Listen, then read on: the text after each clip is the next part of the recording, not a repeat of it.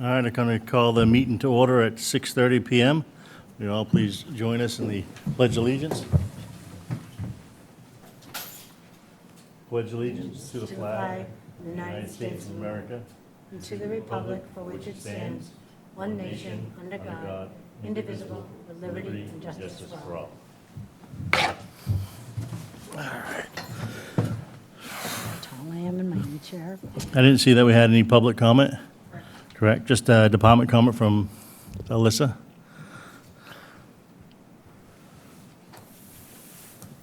Good evening. Thank you so much for your time. I just wanted to say a quick thank you. We had a really wonderful community-wide event a couple weeks ago now, or maybe a week ago. Saturday, May 17th, the Council on Aging. I didn't introduce myself. Apologies. Alyssa Lee, Director, Council of Aging here in Groveland.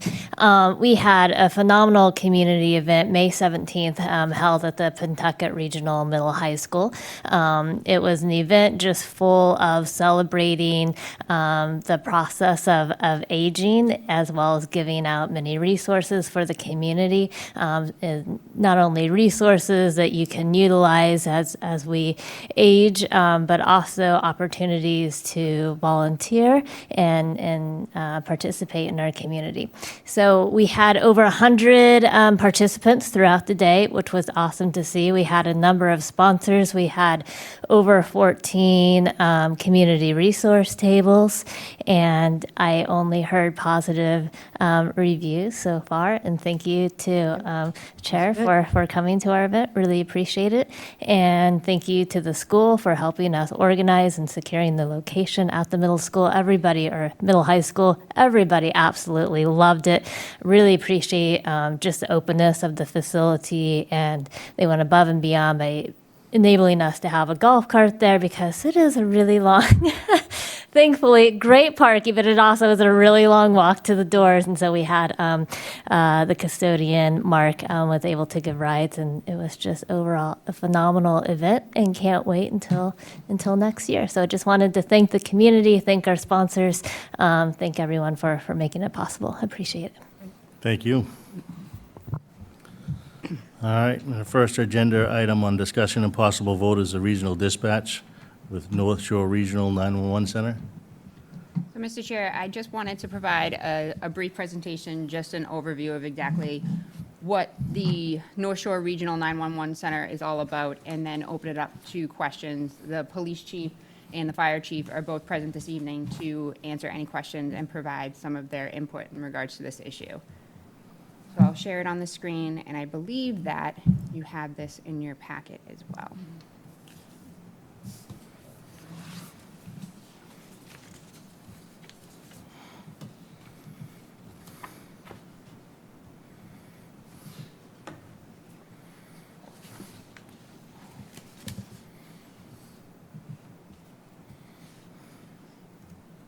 All right, so the North Shore Regional 911 Center is a regional public safety answering point. It is under the oversight of the Executive Office of Public Safety and Security, and it is part of the statewide initiative to consolidate emergency dispatch services. So currently here in Groveland, we operate our dispatch center independently. We do have emergency medical dispatch services that we are working with through Trinity Pride Star, and we do receive a grant through the Executive Office of Public Safety for that service. So we've been having a lot of turnover, as you've seen on your agendas. There's been appointments and resignations of staff, and there's also the rising operational cost and persistent staffing issues when we've already taken initiative as to try and increase the salary to be competitive with some of our surrounding communities. So an alternative to some of the staffing issues that we're having, as well as some of the additional expenses, there is an opportunity to join the North Shore Regional 911 Center. So some of the key benefits is it would be 24/7 professional dispatch services, which would reduce redundancy and create some reliability. And we would have access to state-of-the-art technology and infrastructure. We'd have improved coordination with neighboring towns and regional response. We would reduce local burden of hiring, training, and maintaining dispatch staff, and potential cost saving over time through shared resources. So some of the financial considerations is the initial transition cost may be offset by state grants and support. So a lot of what we would need to do in order to transition would fall to the Executive Office of Public Safety, and a lot of the investment would come on the state, not the community. So there's long-term savings expected through the shared services and reduced local overhead. And as we just talked about, the participation includes infrastructure, staffing, training, and maintenance. And it avoids future capital investment in outdated dispatch systems. And the police chief can speak more to this, but we've had multiple upgrades to our all-com system that we've had to make over the years, and that's not necessarily cheap upgrades that we've had to invest in. So the operational impact. So in talking, and what you'll see in your packet, which we'll discuss a little later on in the feasibility study, is that there'll be seamless emergency call handling by trained regional staff, continued local oversight and coordination through an intermunicipal agreement, consistent service levels and response times, and maintains integration with police, fire, and EMS operations. So for us, the next steps are pretty clear. A feasibility study was conducted, and that was something that was done by the North Shore Regional 911 Center. That was included in your packet. It's a quite lengthy document, but as part of that, they evaluate the community and what they would need to do in terms of making the investment to their infrastructure in order to accommodate Groveland. So the next process for us is to have the Groveland Select Board approve moving in this direction and allow us to sign an intermunicipal agreement with NSR 911. So as part of the feasibility study, they did highlight a couple of things that we would need to upgrade. That under the technology integration is auto attendance and configuring call routing, migrate the CAD and RMS data and interfaces. They'd have to install mobile data terminals for police and fire. We would need to upgrade radio infrastructure and licensing, and we would need to implement fire station alerting at Central Station. So for staffing and training and facility and spatial adjustments, they would need to hire additional CAD, RMS, and radio support staff. They would need to train Groveland personnel on the systems and protocols. They would need to, again, confirm sufficient console capacity, and they would need to adapt facilities to accommodate Groveland's needs. So essentially, when we're talking about not having dispatch at the actual station, who would be there to greet, and if there was an emergency and somebody needed to go into the station, what would be the protocols that we would have in place? Could somebody lock the door behind them? Would it communicate with the facility in Middleton? What would be done in order to make the adjustments to the facility that we currently have to make sure that we're accommodating the residents as well as the safety needs of the community. So the cost and funding. So to cover the integration costs, it's $776,880 in non-reoccurring charges, and then there'd be $194,410 in annual reoccurring charges.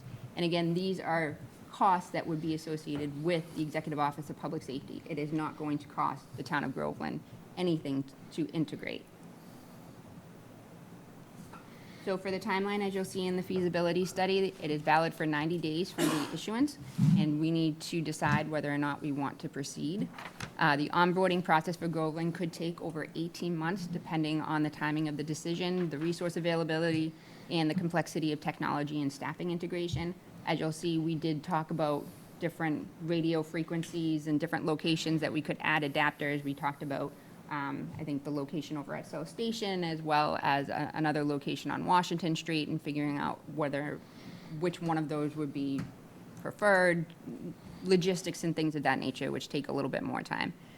And then the North Shore Regional 911 must evaluate staffing and system if the town joins within 180 days. So they're looking at onboarding North Reading in the fall of 2025. They're also looking at, or they're having conversations with Boxford and Hamilton, but neither have proceeded with an IMA at this point in time. So again, we just wanted to provide a brief overview of some of the benefits and some of the cost savings to the community. Again, both the police and fire chief are here to discuss more about their day-to-day operation and any impacts that they would like to highlight. But we've had a lot of communications. We've toured the facility They seem to have a really well-organized system in place. It seems like the majority of the communities that are currently in that system, I believe it's, Amesbury, Rowley, Topsfield? Yes. And then also Essex. yes. So it's 5, Essex is in there.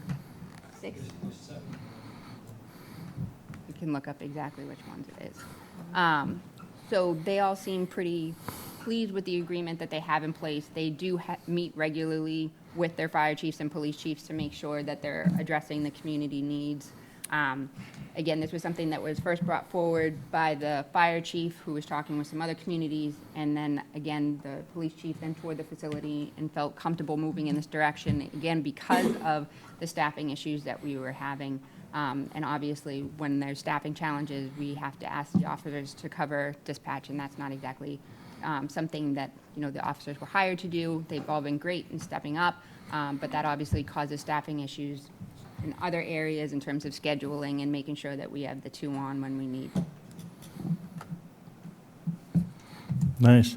Does anybody have any questions? Yes, Ed? If I heard correctly, the state will pick up a portion of the cost? A majority of the cost, if not all. I'm sorry, what was that again? Essentially all of the cost. All of the cost. Well, now, to me, that raises a red flag, because if you remember, they were supposed to be paying more of school transportation costs, but that went down. And now we're always complaining with the school budget that we're not getting fully funded on school transportation. What's the chance that they will back out at some point, because it costs a lot of money, and then the cost will have to be borne by the individual towns that are in the dispatch? I have a fear that they're going to pull the same thing that they did with school transportation. Hi, Bob Valentine, Fire Chief. You're already paying for the regional dispatch center. Look at your phone bill. It's already on there. Every month you get a phone bill, and it says 911 cost in the state. It's already being paid for. There were rumors that in about 10 years, it may start costing the towns. I see the deputy director every month at the Essex County Fire Chiefs. He said there's 0 chance of the money being funded by the towns in any near future. He says he'll be retired, and he's younger than most of us in this room, before there's any charges to the towns, because it's underneath the phone bills. Everybody in the Commonwealth of Massachusetts pays for this service. Well, this is the same information that we were given back when we were paying for the school transportation, that they would be kicking in the money. But you don't pay it So to that the could come phone. off of the phone bill at some point, and it'd be borne with the town. It's I think been, that's a fair comment, 100%. Nothing is ever guaranteed. I completely agree with you. But then I think for us, what the chiefs and I were talking about was more so, all right, let's weigh the scales, all right? So we're already paying for dispatch services now. You're paying your employees, you're paying your overhead, you're paying for the equipment, you're paying for that. You're also receiving grant money to help supplement that. So a lot of the salaries are supplemented through the 911 grants we get. Some of the technology, the printer, some of the other things that we have are all things that we get from the grant. So we have that option. The other option being right now, they're saying that we don't have to pay anything. But then, like you said, totally within their right, they could say, well, we said that, but now we can't. So now you have to pay. But the other option is to try and do something regional among some of the other communities. And we've also met with other communities. I believe Georgetown was taking the lead on that initiative, where they were saying, well, why don't we regionalize ourselves, because we're all having the same issue, and one of us could host it. And the regional the Executive Office of Public Safety said, we would incentivize you to do that, but we would only offer you, I forget the breakdown, but it was like 75%, then 50%, then 25%, and then they would offer us nothing. And then we would have to pay an assessment typically typically like we do for the school, like you're mentioning, based upon, I think, maybe call volume. I forget how it would be broken down. But there is no guarantee with any of the models, but we're going to have to pay one way or the other. It's just a matter of when, whether it be our own staff, whether it be a regional model that we create, or whether it be this model where they're currently saying for the next few years at least, there is no cost to the community.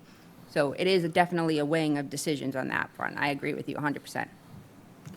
I don't trust the movement by the state.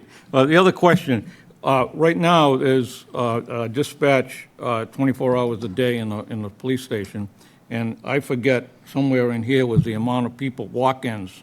If somebody walked in after midnight, how do they, how will they access the dispatch? So, Jeff And Gillen. what I'm looking at there is a woman being chased by a man in a vehicle, goes to the police station, sees the sign, police station, goes to the door, and can't get in. Okay. Jeff Gillen, Police Chief. Good question. What we're going to have equipped at the police department, and it's going to be covered through the state, is the first set of doors into the police station will have a camera with an intercom that will go directly to the rec. And if they're having a real emergency, we're going to have the next set of doors that they can get through, and that will lock behind them. So if there is a road rage incident or domestic, they're going to be able to get in to the police station and be locked in there, and they'll have an alarm that will go off at the rec. But they will be on camera when they go into the dispatch area. And then we'll have to call an officer in, just like we do now. If there's a person at the desk, they have to call an officer in, but the rec will do that for us. Thank you. You're welcome. As calls increase, police and fire, will there be an increase in fees to the town? I've heard nothing about any fees. Again, we asked about any rumors of in the future, and they assured us nothing in the foreseeable future for calls. I think our biggest concern with, as we're all getting busier as far as cities and towns, is just being able to keep up with those calls, and the rec eventually is going to shut down, taking in new departments. So that's why we're kind of concerned. I've been here a real long time now, and I don't really like the idea of giving up our dispatch. I feel we have to. It's a wave of the future. All the towns around us are now talking about it, or they've already gone. Groveland's in a really good position right now where we're in the queue to get into this rec, but we have to do it soon because with North Reading coming on board, that's a bigger community. If they get a couple more bigger communities, that facility won't be able to keep up. So that's one of the concerns that I have about that. But the reason we're talking about going to the rec too is you talk about increase in calls. We now in Groveland are seeing more calls that happen 2 at a time and sometimes 3. And our dispatchers are supposed to be answering that 911 call, and it's getting really difficult because if you call 911, there should be no delay. If you have even a crash, as a dispatcher, you're dealing with a fire, a tow truck, maybe the light department, the police, they're all calling. And then there could be somebody at the window that wants directions or whatever they want. And then that second call comes in. That person is not dedicated to that as much as they should be. And if they are, then they're neglecting the officers who might be calling for help or the firefighters. So it's just getting busier. Our biggest concern or problem is retention, recruitment and retention. Across the country, we're having trouble finding police officers. Thanks to Rebecca, we got the best pay being responsible, and that still's not working. We're not just able to keep our dispatchers. And like Rebecca said, we just met with Merrimack, West Newbury, Georgetown. We're trying to come together and come up with a reason to make this work. And it's going to cost us if we do that. And we're kind of going to have the same problems. We're going to have to find people. We're going to have to deal with them. We're going to have to worry about their insurance and a lot of the same things we deal with now. If we go to the rec, that's simply going to answer those 911 calls and dispatch the first responders. And then we're looking to still have a clerk, and if the board wants it, we can talk more about keeping that staffed more, but I would like to see at least Monday through Friday, business hours, that there's a person, because sometimes that door is revolving. There's a lot of people that come in, they want to see somebody, talk to somebody, they want to drop off their LTC.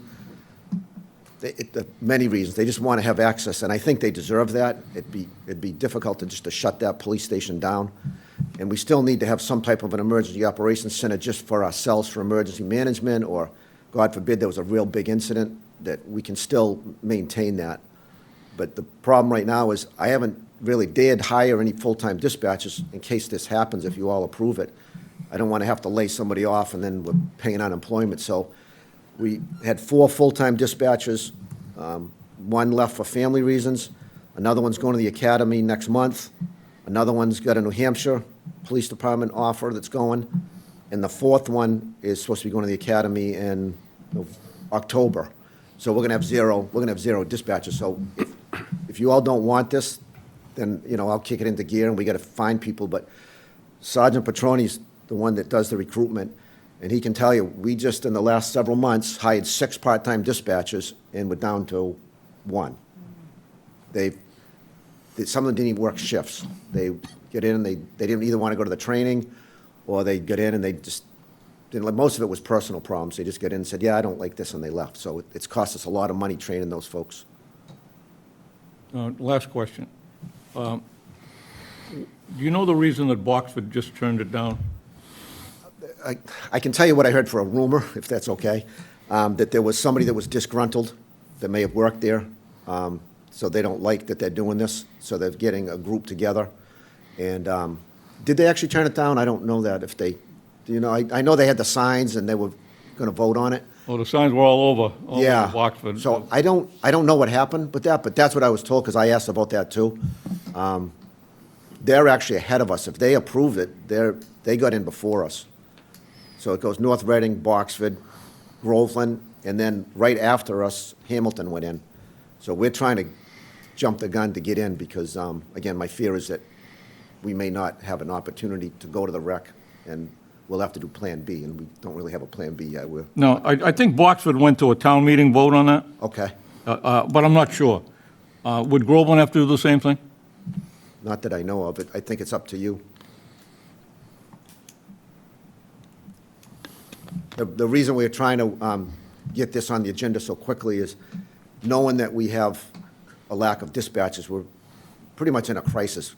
I mean, even Sergeant Petroni went last week and got certified as a dispatcher because we need a Band-Aid. So I'm trying to use the people we have, but the officers are getting kind of frustrated because they weren't hired to be dispatchers. They were dispatchers and then became police officers, and now I'm putting them back, and it's becoming a little bit controversial, but again, it's a really good group of people, and they've been stepping up and helping out. And then when I can't fill them, it doesn't seem right to be paying a police officer overtime to sit on the desk either, not to take away from what dispatchers do, but it's a really complicated and difficult job, and they are underpaid no matter what we could come up with for money here, but I don't think you should be paying officers overtime to work the desk either.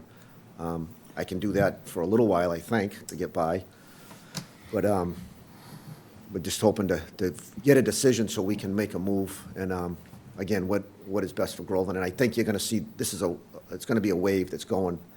Again, I liked having our own dispatch. It's good. I've never seen such a lack of interest in police work and in general, but I can assure you it's not just Groveland. It's everybody around us, across the country, I think, really. But Last question, I promise. I think I said that 3 questions ago. Do you have a dispatcher that's a lead representative, or is it one of the officers? a dispatcher. Excuse me? It was a dispatcher, but she just resigned for family reasons. Who will do that under this central dispatch? They would cover all of that. We're going to be able to be heard at a table. We can sit down and be represented between the fire chief and police chief. But they're going to handle all the licensing, and they'll even, our mobile data terminals in our cruiser, we need a new one of those. They're going to pay for that. They'll pay for the Verizon card. Our repeater, which needs to be replaced real soon, they're going to pay for that. They're going to put up 2 antennas to eliminate the dead spots in Groveland. We're even talking about, they're going to pay to have us go to digital radio frequency, so we're not going to have those communication problems. Yeah, that's one of the big ones. Our in-house computer, our CAD system, I remember we got that in the early 90s, and we were all excited. It was our first CAD system, and we call it the Atari system now. It's so outdated. It's not even up to the state regulations as far as some of the reporting that we're supposed to do. That in itself, and Rebecca, I don't think I'm exaggerating if I say probably 150 or more to update that system today. They're going to pay for all of that. And again, at Sergeant Petroni's training, they're talking about integrating, getting all the departments in the whole Commonwealth on this new system, so they'll also cover all that, too. I'm all set. You have any questions? Yeah, just a couple of quick questions. So obviously, if we move to this model, it sounds like they're going to cover a lot of the cost. Do we have a sense of what the cost savings to the town are once we onboard? We do not, because we have not put together a plan of whether or not we would hire a clerk, what would happen with the 911 grants that we currently receive. So we have not had an opportunity to look closely at the figures. But we could do a rough estimate if the board wanted to see one. We talked about, so there's 2 officers working tonight, which there are. If they had an arrest or a real serious situation, that's one of the downfalls. You don't have your officers on the street anymore. So what do we do? And we're trying to think, and I've talked to all the chiefs around. One town hired 3 more police officers, and they keep 1 in the station. If that officer's needed, they can put the sign up, they can come in and push the button to get help, and they can go out on the street. So they have an officer there that can do in-house police stuff. Other towns have hired clerks. I don't know if some maybe even around the clock, I'm not sure of that, but that's why I said it's kind of what you all want too. Do you want somebody in there 16 hours a day to help people when they come in? Or do you want business hours like town hall? They work Monday through Friday.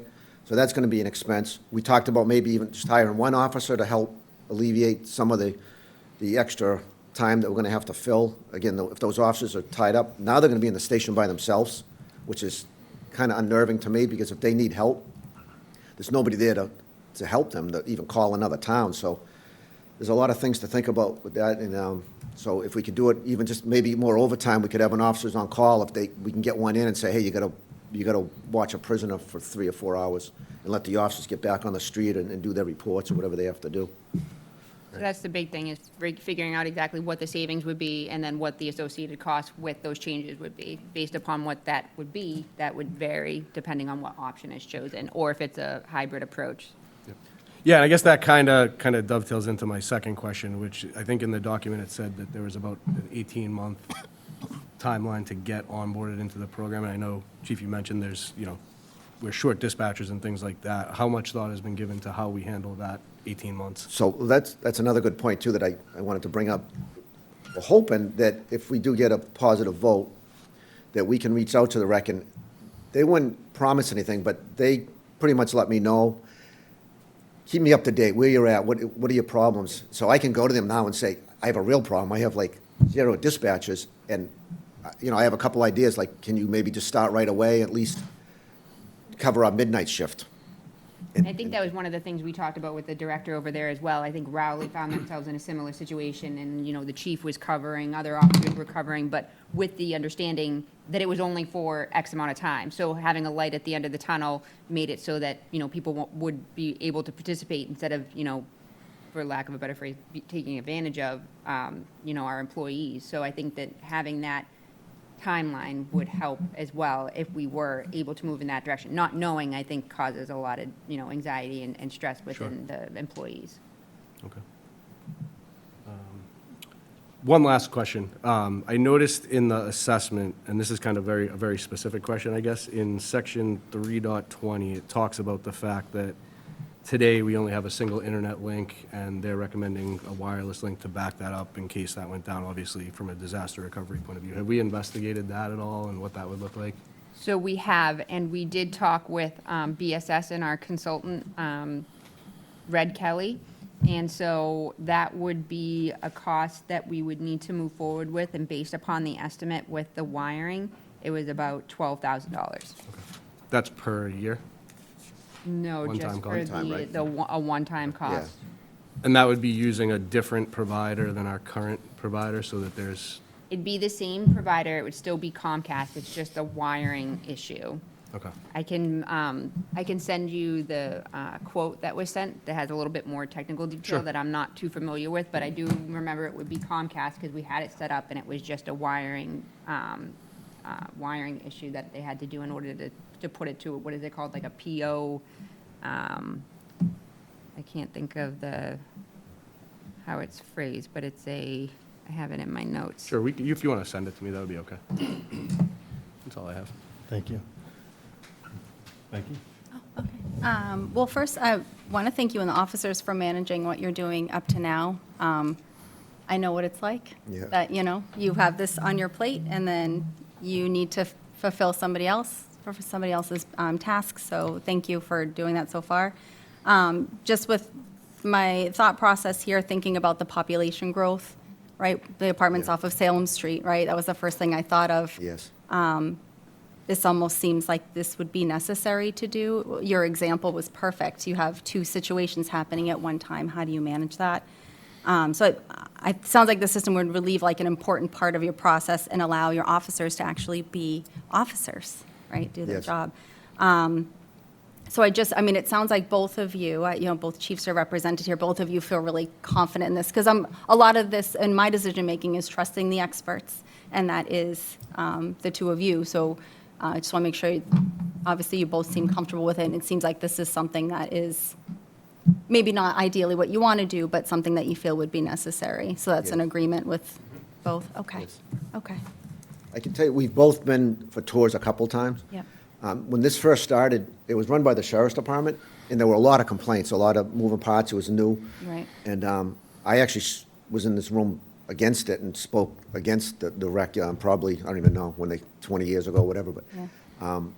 and again, I just think it's something we more have to do, not so much I really want to, but now that the state took it over, I talked to all the chiefs around, I met with them. They think it's good. Yep. And I went those 2 times. It's extremely professional.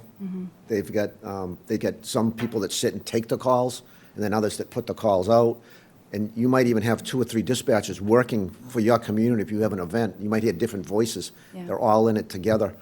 The system they have, everything's backed up. They have 2 generators. If the way that they send the signal out goes down, they have between, I don't know other lingo, coaxial cable compared to like a Wi-Fi, or Right. they, if their building was under attack, they can take laptops that they just got and remotely dispatch outside the building. Yeah. And then they can get to, I believe the backup is in Andover or North Andover? In Andover.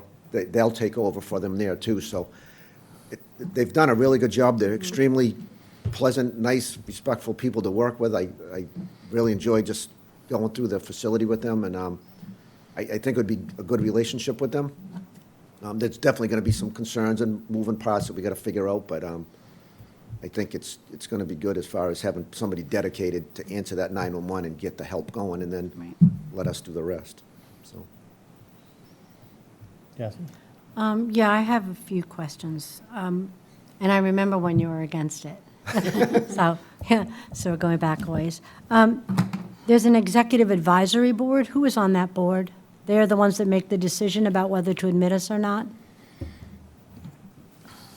So the advisory board is made up of the members from the member municipalities. So there's a police advisory board, all-member police chiefs, fire advisory boards, all-member fire chiefs, administrative advisory board, all members, mayors, town administrators, and then executive advisory board chairs of above at-large members from each board. So at this juncture, the people that are already in this system would be deciding whether to onboard us, is what they keep calling it. I don't know why. And it would be Amesbury, Manchester by yeah. the Sea, Rowley, Wenham, Essex, Middleton, and Topsfield. Okay. So throughout this report, it cites all the costs of what has to be done. And you're saying we don't pay any of the costs. So I'm assuming then these costs are being bolded and printed for the advisory board to decide if they are going to take us in. And then they say repeatedly throughout this, other communities that are trying to come in, we may have to go back and, I forget what the terminology they use, but basically redo this whole thing again. Correct. That- They'll need to weigh the call volume of the additional communities and the infrastructure improvements of those communities and figure out whether or not they have the proper infrastructure in place in Middleton, and then as well as the staffing. Right, so in other words, there's other communities lining up behind us, and they may decide, okay, we're going to stop this, we're going to go back and redo all of these guys in another study. They're not going to say yes right away. So it goes back to what the chief was saying, is that in the queue, so as they take on municipalities, they mention in that particular document Yes, they do. specifically Hamilton, Boxford, Yep. Groveland, and they mentioned that they just onboarded, or they're onboarding North North Reading, Reading, which will yes. cause some lot. changes already. But they don't mention anybody else who's caused or has initiated interest, because that wouldn't impact Groveland in the queue. It'll impact the communities that look to move forward, but not necessarily Groveland at this point in time. So our report doesn't necessarily need to be updated. It's anybody who comes in will need to take into consideration Groveland. I don't know, the way I read it in several sections, it seemed like they had the authority to go back over it again if they decided that too many towns were lining up behind us during the same period of time. At least that's the way I read it. So the costs are for this advisory council to decide yes or no, so they could say no, right? Good. Have they said no to anybody before? Not that I'm aware of. I'm not aware of that. either. Okay, what was the last town that was accepted? North Reading, Reading. which they're onboarding in the fall. And then before that, it would be Rowley. Raleigh, okay. And they did the same feasibility study? Correct. Okay, and they highlighted all these costs. And at one point, I thought it said that we had to take on the cost of training our own people. I don't know what that was about. There's a lot of language in this thing. Is there a contract that we're going to sign? Could we see that? So the first official phase would be to sign an IMA with the rec Okay. to say that we'd be willing to move forward. Okay. Once we sign that, then more specifics would be debated based upon what investments need to be made, et cetera. Okay. And in the management of the calls, they said that businesses would have to go through auto call or something like that? The business line, Yeah. yeah, what's they'd like that it to about? go to an auto call if they could. Again, if we had a clerk in there, we could answer our own business lines if we wanted to. Okay. Because you had a fairly high volume of business calls, right? Yeah, Yep. yeah. So So- we could still take care of that during the day, or again, whatever you all want. If you want it 16 hours a day, we'd have to talk about what you want for staffing in that dispatch. unit. Okay, so because they also said what if you, I mean, not that you don't keep people in the prison there that much, right? No. For the most part, but, No, it's a holding cell, so it's used for a limited basis. so when somebody's in it, who is supposed to stay there? That's, so the dispatcher would be the one that would watch That's what I thought, yeah. the cell, and they'd go down, and every 30 minutes, they have to walk by and swipe a card. Okay. That's why we'd have to have an officer available to do that now. Yep, okay. So whether we take some of the money that we're saving from the, Yeah, you know, then we no, could- understandable, could yeah. hire an officer to come in, or we could hire maybe even, matrons to come in at a lower rate or something. We Right. can talk about those things too. Well, has Raleigh already gone through this? Could we ask Raleigh what they did? Similar sized Each town? community did something a little different based Yeah. upon what each of them had. Okay. I think Amesbury was one of the examples where they even have like an intern that sits at a desk or something of that nature. So I think every community is different, but we can definitely speak with them and get their input for sure. Right, but then we can make a decision that's personalized to our community and what we want to have there. That's good. And for the fire chief, the calls are centralized to Central Station? What about South Station? What's happening? No, all the calls go out to our phone system. In Central Station, there would be, similar to the police station, where if they walk in that back door, there's the vestibule. Yep. There'll be a camera there, and when there is a call in Central Station for future considerations of bunk rooms, there'll be lights that turn on in certain areas when it activates the tones. Okay, and that's That's for just. future consideration, that's not, Okay. they just want to have that there Oh, and that's ready in to the go. feasibility. I gotcha, okay. I was trying to figure, there's a lot in this feasibility study. It would have been nice if they had said at the beginning, you don't have to pay any of this. Because when I first started to read this, I'm like, we just voted a balanced budget, what are we doing? So it's complex, I get that. There is Yeah. one example in there of the infrastructure. Okay. And going over this infrastructure, the police chief and I found that a lot of updates need to be made to that infrastructure that's going to cost over $700,000. Right, I saw And if that. we don't go to them, it's going to come back on us. It's Yeah. ready to be That's- replaced. That was the number that shook me, yeah. It's okay. it's close to being needed to be replaced. Okay, so if we don't vote, this doesn't go forward, and other towns can jump in the queue Correct. ahead of us, which could, even though we have 90 days to consider this, it could still push us back. I know Boxford has a bunch of signs up. I believe they've already had their town meeting, so I don't know where this is getting decided. But they're their own town, you know. And it was not put to a town meeting. No, I don't The think so. select board was the one who made, or Yeah. will make the decision. I did Right. find some information about that, and some of the key takeaways from Boxford at least is that they're saying that the 911 calls will be answered by someone who's also handling up to 8 other communities. The communications window in the police station would be closed.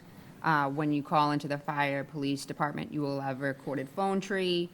Multiple programs in the communications department would be terminated, so current staffing. So those are just some of the ones that we even just mentioned. We mentioned the phone tree, we mentioned the staffing, we mentioned the police window being Right. closed, and whether or not we would have an individual member who would be familiar with Groveland, which we would as part of what the rec is offering. So Yep. those are some of Boxford's concerns. So every community has a Right. different position on the matter, but a lot of these are things that we're talking about here as well. And so it says it takes 18 months to get you all the way in, but do they actually take a vote within a certain period of time if we vote tonight? I believe they have a meeting June 5th. Yeah. Okay, that's pretty soon. So if they vote that they're going to take us in, even though it takes 18 months, does that get us a seat on the advisory board? So if we become a member, we would have a seat at the advisory board. Great. That's what I was looking I for. think there's a good chance it could be before 18 months, though. I know. They're just telling us what they kind of need. Yep. But when they see where we're at, again, they're pretty accommodating. I think they might try to help us sooner. I know for a fact when Rowley started, they said 18 months. Yep. When Rowley had their issue with staffing, Rowley was onboarded in just over 7 months. Oh, okay. So they Good. took an urgency to it. Okay. And that's what the chief was saying, that if he calls and says, yes, we're ready to move forward, and we have an urgent situation, they're aware of it. Okay. I mean, years ago, I know this was not as formatted and structured as this is today. Again, so, not that I want to be a flip-flopper, but you're right, but you I know. remember. I do. Back, even in the 90s, we'd have one officer on most of the times. You could go a whole night without a call. I'm seeing where we are today with the I saw call your volume. calls, And it's yeah. more common than not that we have a couple calls, especially with the fire, and we're working together, that we're going to, and sometimes, I'm safe to say 3, that, it's a lot if you only have a couple people working. Right. And the retention wasn't that bad. Years ago, we'd have a dispatcher, they'd be here for 30 years, 35 years, 20 years, and you're not seeing that today. With our reserve officers gone, Right. we can't, I used to be able to hire part-time officers and say, oh, you want to be a police officer, but I got to put you on the desk too, and I could get them to do it, because they Yep. wanted it all. Yeah. And now I'm having trouble doing that, so what I've done is hired the dispatchers to get them on there and say, you'll have consideration for a full-time job someday. And we've found some really nice people that stuck with us and helped us out, and I'm giving them the opportunity to be police officers now. But it's hurting us on the other end, because we're losing. Dispatchers, right. And that happened when we did the Bridge Academy. 2 of our full-time dispatchers were there for years and years, became police officers. So So I the- kind of created this mess too, trying to help people, but Right. it has been difficult, and again, it's everywhere. So this dispatch center, this provides more of a career path? It sure does. They seem really pretty caring with their employees, everything they showed us and how they take care of them. Another good point with that is their training is like, is it 8 months? 6 months. It's 6 months of training, and not everybody makes it. Just like here, everybody that comes in to dispatch, it's not something everybody can do. Okay. So they don't keep everybody that can't do a good job, and that they're tested all the time, and their certifications are at least twice what we go through here in Groveland. Okay. Well, I would say at this juncture, at least I'm in favor of this. We will have local control through the advisory. We'll have a seat at the table.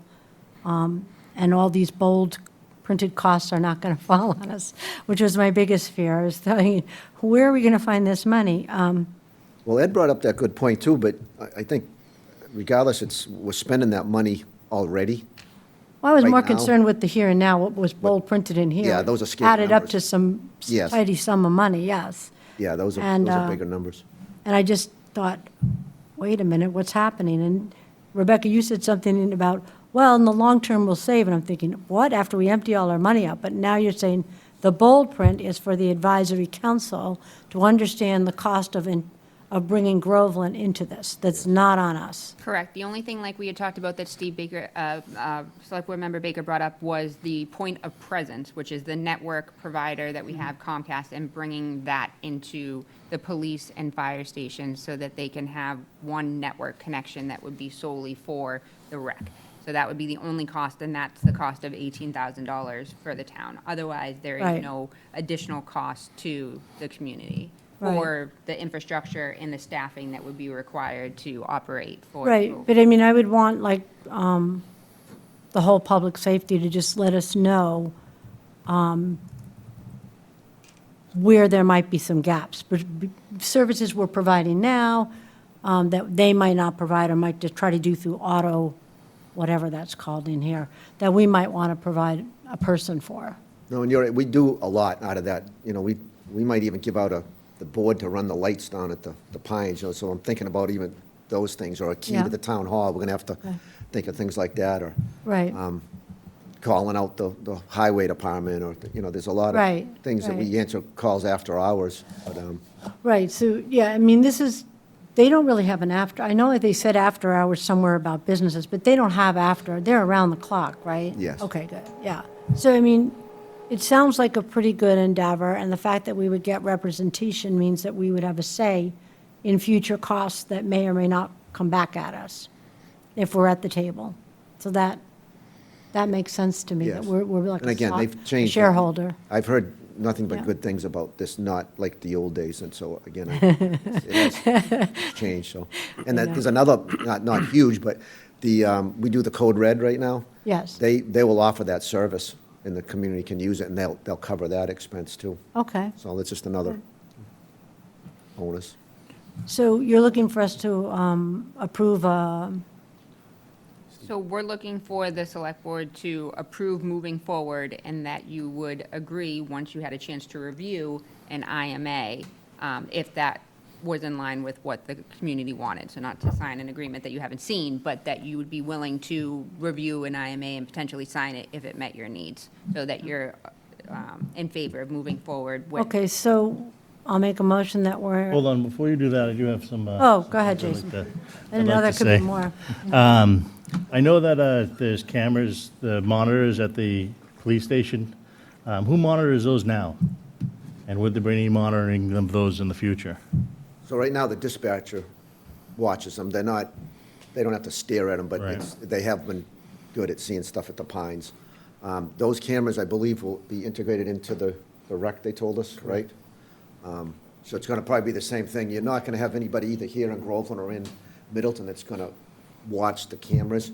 But if they see something, you know, that's the relationship we're gonna have with them, and talk to them like, this is our Bagnell School. If you see lights there in the middle of the night, can you please let us know? And I think you'd see the same service. They We they saw that also, when we toured too. There was like a screen, and there was like a dedicated screen that had all of the communities there, and you could filter through if somebody was coming in. I think one of the chiefs was visiting another station. It's like, hey, Yeah. what is he doing there? Like, they saw on the screen, so they are watching that, or they have that up in front of them. While may not physically staring at it, there is something. and it's there. small like it is here, but a motion detector will activate it, and it'll become part of the entire screen, so they can see exactly what that Which person's one? doing. There are Nice. motion detectors that activate the cameras. And then it seems like you utilize the dispatch to get future officers. Do you foresee having a shortage, or would you be able to utilize their dispatch as the same? Use their dispatchers. Read their To dispatch. recruit new officers? I never thought of that. I think those people are like, you know, professional dispatchers. They went to that, for that purpose. I don't know that they'd have that opportunity like they would maybe in Groveland, where we work with them, you know, closely Right. every day. So do you think you could end up with a shortage of officers if you don't have a dispatch to pull from? I think we're gonna have shortage anyways, the way things are still going right now. But I think you'll find officers that want to be officers regardless. We just have to probably advertise more rather than try to get them in. I liked getting them in because you got to know them a little bit, you know, and there's some, you might say, that's just not going to work here. So but it might be a consideration that they get into that mode and they want to be a police officer, they could reach out to us. And then for me, I know I'd like to see the police station open 24/7, have somebody there. That's my personal opinion, just to be there if somebody comes in. And I don't know that I would look at this as any type of cost savings, but as an opportunity to fortify the police department, the fire department, with all the upcoming growth that Groveland's going to be seeing, without going back to the taxpayers for more money. So it's another way that we can improve services moving forward without taking any money out of our pockets. Because a lot of those costs that are in there are costs that we're going to have to bear regardless, because our system is outdated and does need to be updated. So, yeah. So, yeah, if you want to make a motion. Okay, so I'll make a motion, now you made me forget it all, of course, but I'll try. That we approve moving forward for the consideration of what's the name of this letter or whatever? An intermunicipal agreement, Miss- moving forward with the North Shore Regional 911 Center and an IMA. Okay, moving forward with the North Shore Regional Call Center and then IMA? Okay. For consideration that we're in favor of the information that we've read tonight, we've asked our questions, and we're satisfied that this looks to be in the best interest of the town. I'll second it. We have a motion to second. Any further discussion? No. All in favor? Unanimous? I should say I didn't expect to be in favor of this. But- I know, right? Thank you both for all your hard work. You learn as you Definitely takes a go. lot. Thank you so much. Thanks for your time. And next on our agenda, we have electronic voting, which I believe is Joe Demore. Thank you, Mr. Chair. Members of the Select Board, when I made this inquiry, I'd asked to make public comment in the middle of June, float an idea about a study group to fundamentally change town meeting so that we could make it more appealing, more exciting, try to get the numbers up. And I was pleasantly surprised that you asked me to come back quickly instead of public comment, but actually as an agenda item. Now, I did write a 5-page document for your review. Fundamentally, what I'm asking is for the formation of a study group for the purpose of studying 2 significant areas, and to make inquiry and then to come back to this board and make recommendations as to whether or not we should implement either one of these 2 areas. One of them is electronic voting. Electronic voting would be a device that looks something like this, so that people can vote privately at town meeting. And then the other significant area of inquiry that I would like to suggest the study board also commit to, and that is to explore the possibility of a Saturday town meeting.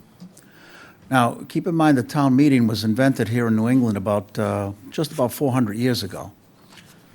We've made thanks to Rebecca, we've made some significant changes just this past year. Like, for example, waiving the reading of the articles is pretty significant.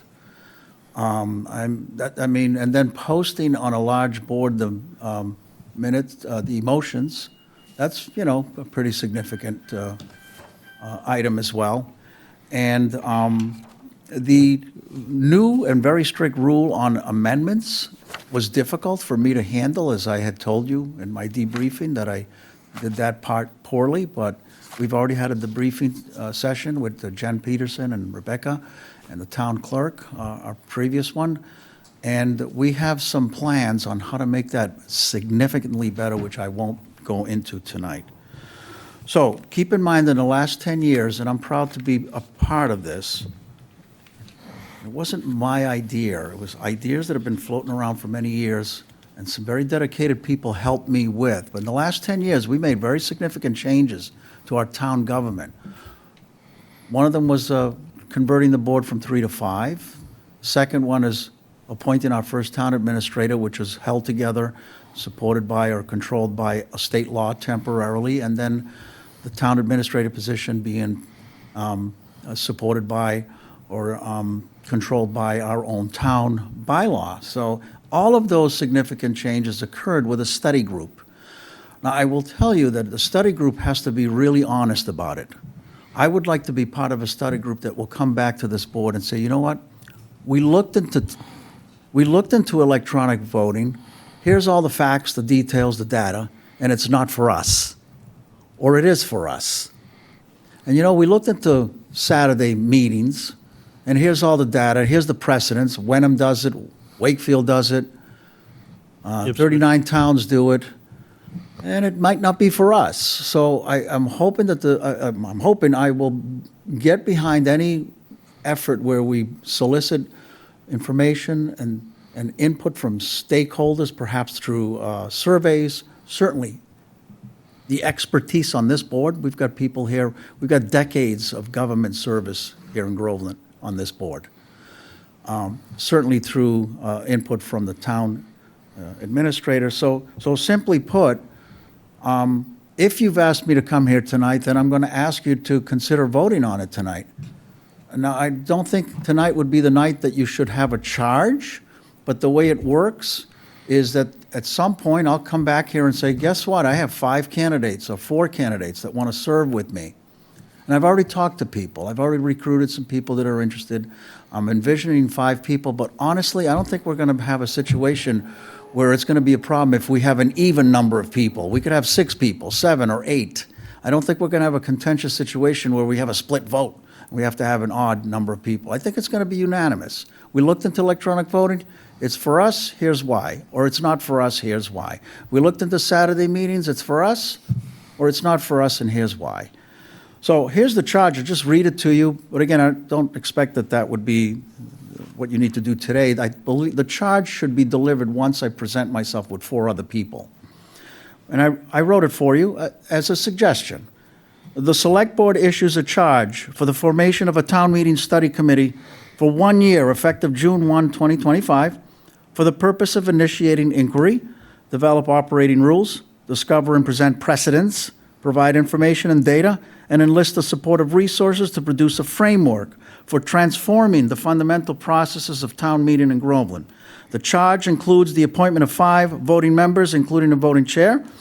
The charge directs the study committee to produce a written report and provide policy recommendation in the 2 areas of inquiry: electronic voting, Saturday town meeting. What bothers me the most, and I love this town, is that we have, I think, over 5,700 registered voters.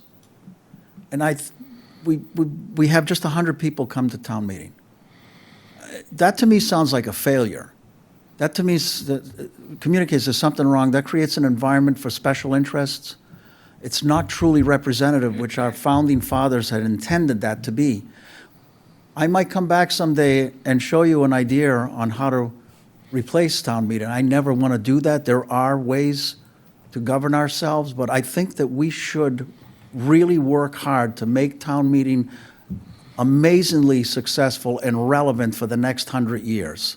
And I think that's how important this is, that we start making changes. The little baby steps that you saw this year are pretty significant, in my opinion, but I've got some ideas, and other people smarter than me have some ideas. If you can give us an opportunity to study it and bring it back to you honestly, with real recommendation to go or no go, is what I'm asking for. So thank you, and I'll take questions and comments. Well, for me, one of the biggest things is I think the board would really like to have, or at least I would like to have, a list of the pros and cons, so we can be part of the decision-making on whether or not it's good for the town or not. I think that's an important thing to have. I'd also like to have one of the members of your committee be somebody from the board. Personally, I'd recommend Ed, just because he's asked about it every year since I've been on the board. So I think it's something that I think we should probably move forward and get all the facts so we can make a well-informed decision on it. I know one of the big things that Ed was always about was the anonymity of their vote. But I see here in the packet that you give us, it listed everybody's name and how they voted. Is that something that's going to be posted, accessible, or? I'll tell you the truth, I have a survey from other towns. I haven't even gone into it deep Okay, enough. that's something that I was curious about. Yeah, well, again, that's important. And keep in mind, the decision can never be a study group. The decision is only in an Yes. advisory capacity. honestly, if you pushed me now, I would say I would love to come in with pros and cons on both, and you guys figure it out. Yeah, I think really that's almost good- feel good that way way. to do it. Kathy, did you have any questions? Well, I would like to be more specific about the charge. I don't want it to be as broad as a framework for transforming the fundamental processes of town meeting. I think specific to the electronic voting at this time, not the Saturday at this, I don't think you should muddy the waters too much, because we did look at some communities that have studied this, and so you don't have to reinvent the wheel. I think yourself and some volunteers could very easily access the reports, and you'll see that some of the towns went and did outreach with different groups. They went to the elderly, they went to the parents, they went to outreach to different groups to try out the clickers, or whatever you want to call them, to see how it works. And I would say this about town meeting: when there's a big enough issue at the town meeting, we don't have any problem getting a quorum. We filled the gym and the auditorium with the school building project. And I think with just a little more signage and outreach, we could probably easily get our 100 quorum. But I think that the clickers seem to be some things that people are looking at, so there's no reason to not have it looked at. And I think a pros and cons study, that if you could get a group together to go through the mounds of information that's out there, and give us your ideas of a pro and con on it, that would help us a lot, because, the fact remains, when you go to something like this, you lease or purchase, you get a certain amount, then you have an override for another huge project, and you go beyond that amount, then you can't use them that time. So you have to understand that it's not always going to work, but it should work most of the time. A thought to you, because I believe this kind of thing has to be voted by town meeting to use these. You can't just have us vote it and make them. We can't. I don't believe we have the authority to do that. I think a town meeting has to vote that they want to use these. That's my understanding. They could, I have not done my Yeah, research, so I no. would double check on that, because I don't think we can just vote and force this on a town meeting. I think they have some authority of their own. Another thought would be, you don't have to let everybody just yell. Maya Olson, who was our town moderator years ago, took over, and her first change was, you will now raise your hands. You're not going to scream yay or nay. We're going to raise our hands. And then she could tell by the number of hands raised, majority or not. That lent some dignity to the process. I can understand why some people might feel like the old process is not working as well, but, the fact remains, the decisions are made by those who show up. And we can't drag people out of their homes. And I don't think a clicker is going to drag them out of their homes, but I do think it potentially could restore some dignity to the meeting and allow people to truly vote their mind. I think that it's worth having a research group look at it and go through the information. So I'd be in favor of a short-term study on that, just to find out what's out there and who's using it and why. And I did take a quick look in other communities. It looks like have all taken a town meeting vote. So it looks like it most likely does require a town meeting vote. Right, so it would make sense to do the one-year study just on that, because it's going to have to go to town meeting if this board decides it wants to invest some money to do that. Yeah. I have to agree with you, Kathy. I think sticking to one improvement at a time makes a little bit more sense. You can really focus on the voting devices. I'm always going to advocate for technology. This one, just based on some feedback from friends that I have and residents that do use it, I'm a little hesitant, but I think having a robust study on this would be really important. Moving things to town meeting, I mean, you could go crazy. You can look at representative town meeting like Bill Ricca, right? There's other ways that you can, adjust your town meeting format, but I think starting with a study of the voting devices is a good way to really just maintain that focus. Because I think this Saturday, I think that's a whole different animal to attack.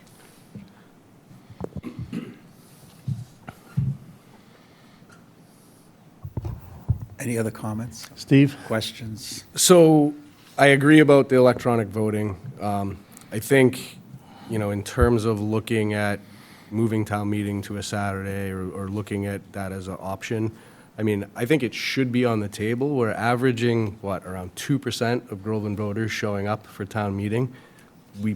That's not just the notification issue. I think there's a bigger fundamental issue there that we ought to try to understand a little bit better.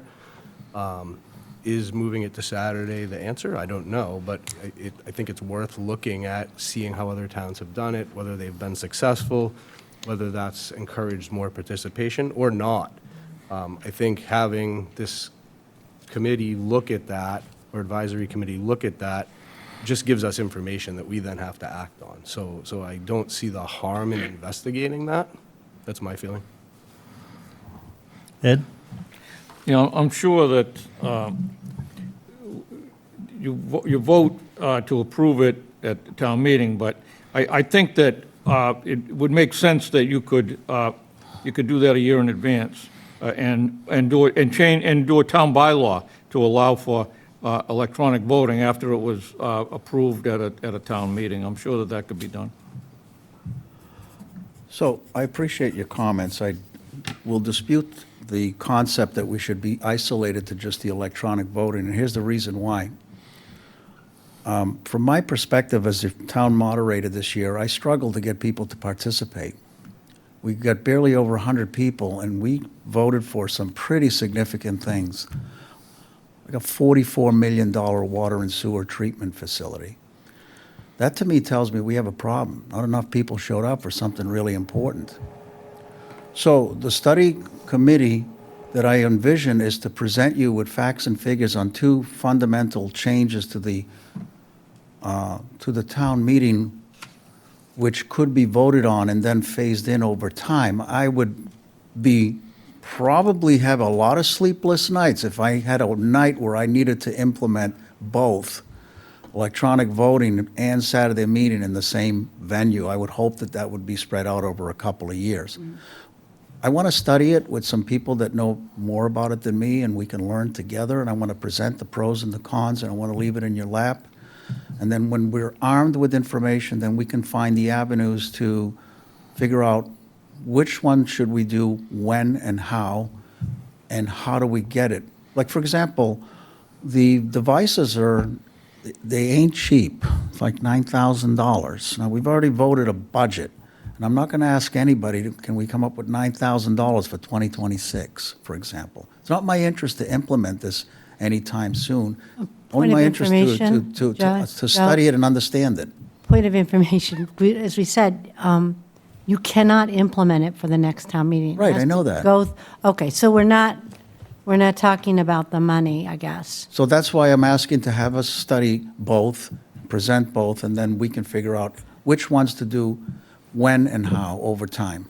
Can I just say one more thing? Absolutely. Thank you. So, having been to a lot of town meetings, and I think my first years here, which was a long time ago, I'm dating myself, I was very excited to be picked as a counter. I thought this was a big deal.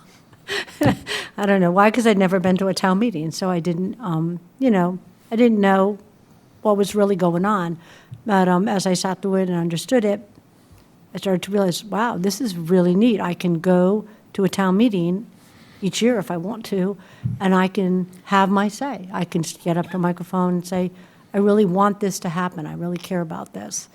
And maybe people will listen, maybe they won't, but at least there's someplace I can go and have a say in my town government. And I thought that was very, very cool. And was shortly thereafter, I joined the financial board because everybody quit because the town lost a significant sum of money. And long story, I won't go into it. But my point is this, every time we've had a significant issue with proper advertisement of it, we get more than a quorum. So I don't feel that it's necessarily a problem that needs to go to a representative town meeting. I like the fact, and I will continue to like the fact until I'm no longer here, that I can go to a town meeting any year that I wish, and I cannot go on the years that I don't want to go. I don't have to go, but I can go. It's my right to go. And I like that. I have a freedom of choice here. So when there's issues that I care about, I go. Most years I've gone, but I mean, yeah, has there been a year I haven't gone? Probably. Probably. Sick child or just tired, whatever. So I don't look at this smaller quorum as a bad thing because we were able to start on time.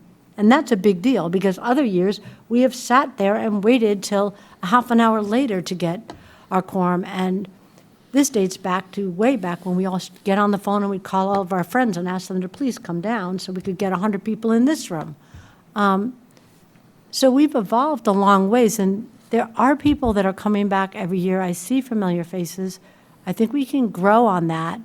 And I think by isolating the issue to just the electronic voting and not moving the day yet, by targeting one tangible, visible change and saying to people, would you like this to happen? You will engage more people. And I think if you start going out on all other limbs and all other places, you'll just disengage people. They'll become frustrated. People that don't want to have to go on a Saturday, that work on a Saturday, or have kids in sports on a Saturday. There will be a million reasons why we can't go on a Saturday or why we can't go on a Monday. And the Monday night has worked thus far.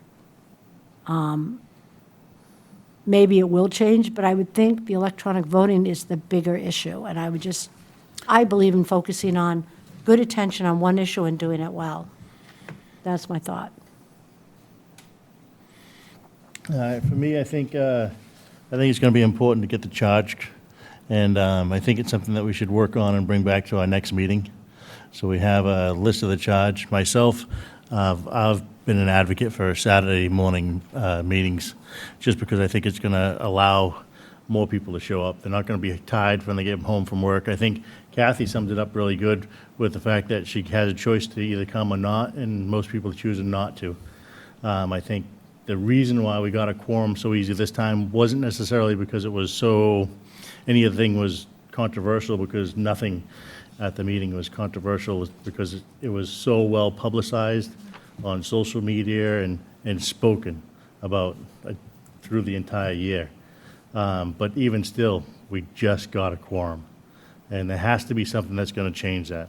And I think it's important moving forward that we begin looking at all the different things that could potentially change that, so we have an avenue to go with. Because if we don't get our budget set, we could be in real trouble. Okay, so two things, and one of them, the second one is a commitment from me to this board. The first thing is, let me advocate for just a moment. Again, we're thinking the clickers will work and Saturdays will work or not work. We're almost like predisposed to deciding before we've studied it. So the point is, let's study it first. Oh, I agree. So let me jump ahead, make believe that the study is done, and now I'm on a bandwagon, and I say, we got to go with Saturdays. Here's one of the reasons. I got a list of 10 reasons. Here's one of them. The fastest demographic in our town is what? Elderly, who is traditionally the most active voting bloc.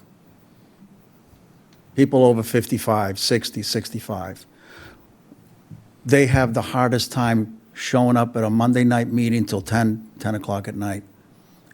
And we're not accommodating. Now, Yola and I, we were crazy people on Saturdays. Who's going to basketball? Who's going to... I get it. We're going to gain and we're going to lose, but it needs to be studied. 39 other towns have done it. I have no idea how it works. I'll tell you the truth, but it's working somewhere. That's what a study group is. Not implementing, not making hard decisions. This is not a study group where I really want to get this done, so let's just put all the facts together. If I chair this thing, I'm going to push for, please present to the board pros and cons, leave it up to them. Because as a financial advisor, I will advise a client, and many times I'll say, you know what, I'm going to tell you, here's the good thing and here's the bad thing about this investment. I want you and your wife to think about it, get back to me. That's probably what I'm going to push for. Same concept. The second thing is, I don't care what this charge looks like, I'm going to support you. If it's going to be isolated, if it's going to be Saturday only, or either one or both, or restricted. You tell me what that board is. If I'd like to be appointed on that board, I'm asking to be part of it. I would like to present 3 or 4 people. Ed, love to work with you on it. And then whatever you tell me, I'll do. Because I want to work together. I don't work for you. I'm the town moderator. You don't work for me, but we can collaborate. So you got my commitment. Thank you. Thank you. So does that sound like a plan? We get together and put together a charge so we can bring something, see what everybody's got, see what they want? Yeah, I just have one additional caveat. I want this to be an independent of the town administrator study committee. I feel like every committee we I think make. it's important to put that we- into the Yes, the because charge. I don't want to spread our town administrator at night any additional nights than we've already done. So, and I think a research group like that should act kind of independent of the whole town hall. I mean, And I do believe Joe Yeah. has that ability, especially since Yes, he does. did the town administrator study. So he did it without a town administrator on board. So I agree. I agree with that 100%. And that could be something spelled out in the charge. yep, absolutely. All right, so if that's what we're going to do, then we'll make sure it's on the next agenda. Do you think you would have a list of people that you would want to appoint at that time? Well, I'm going to present 5 people, but Ed will be 6. I'm totally comfortable with that. Again, I don't think we need to have an odd number, Okay. you know, Yeah. 4 against 1 or something. Do you want me back at the next meeting then? Yeah, if you have your list ready, then yeah. absolutely, Yeah, all 'cause right, then I we'll can, have a I'll chart provide that list. We'll be discussing, and then we should be able to take a good vote. Yep. I'll send 6 names to Rebecca tonight. When's the next meeting, please? June 9th. June 9th, okay. Thank you, I really appreciate you guys. Thank you, Joe. Thank you, I really Joe? appreciate it. Yes, sir. You had, somewhere in here, you had looked at possibly five on a committee. 5 on a committee, yeah. Do you have, I mean, other than like, you said you wanted to participate, other than like the town clerk, the town administrator, representative from the Board of Selectmen? Well, if I may, I've asked Alyssa Lee, Council on Aging, I've asked Jen Peterson, I'm sorry, what's that again? I've asked Alyssa Lee, from Council on Aging, Jen Peterson, Town Clerk. That's great. Good start. I've asked Stephen Baker, Select Board member. We can have 2 members because that won't create a quorum issue. There's 2 Select Board members. I've asked Adam Pachalski. He was very eager to serve. He presented himself very well. He didn't win the election. He's very eager to serve. And who else? I think that's it. And then me, 5. And Yes, I actually would important love to to have keep them somebody from the involved. finance, I'd like to have somebody from the Finance Committee as well. But I think Kathy, you guys made up a very good point. I'm going to ask for volunteerism. We're not going to do this during business hours. We're not spending money and, you know, dipping into, you know, I understand, and that's the hard part. You know, can we get these meetings done, you know, started at 5 and done by 5:45, and we're all home for supper by 6? That's how we did the bylaw last time. Yep. And that's important. I don't want to use your paper clips or your papers. So this is a citizen volunteer effort. So I appreciate that. But again, I'm committed to whatever you charge me with. Will they be catered meetings? Because I might want to join your group. Yeah, Becky. Well, we You could, flip-flopper. I want to, yes, of course, it would be a pleasure. But, you know, we're going to have some meetings on this, so you guys are going to be inputting too as we shape this. I'm not going to show up with a report a year from now. You're going to hear from me a few times. You know, I could be a pain in the you-know-what. I'll come back. Thank you. Thank you very much, Joe. Next on our agenda is the annual review of the Select Board policies and code of conduct, which was in our packet. Did anybody look over it and want to recommend any changes? Wasn't aware we were considering changes, but Changes, additions? not that I see. Yeah, this was something I brought up, right? Just to kind of acknowledge it. Oh, And if there Make were. sure, make yeah. sure they're all still there and Yeah, well, keep us, and that we are aware of them, because I know that for a time, we weren't aware of some of the policies that Right. we're on. keep us Yep. accountable, right? I agreed, 100%. yeah. So I did go through it, and I acknowledge and respect all of them. Right, it's basically, it's Robert's rules with, and some social media rules Right. and things like that. It's a variety of things. Yeah. Goes over some of our minute practices and some other little Right. things. How about you, Steve? I read through it. The only question I had, I guess, was did we need to adjust anything now that we have the town administrator bylaw in place? Was there anything that we needed to change in that section to account for that?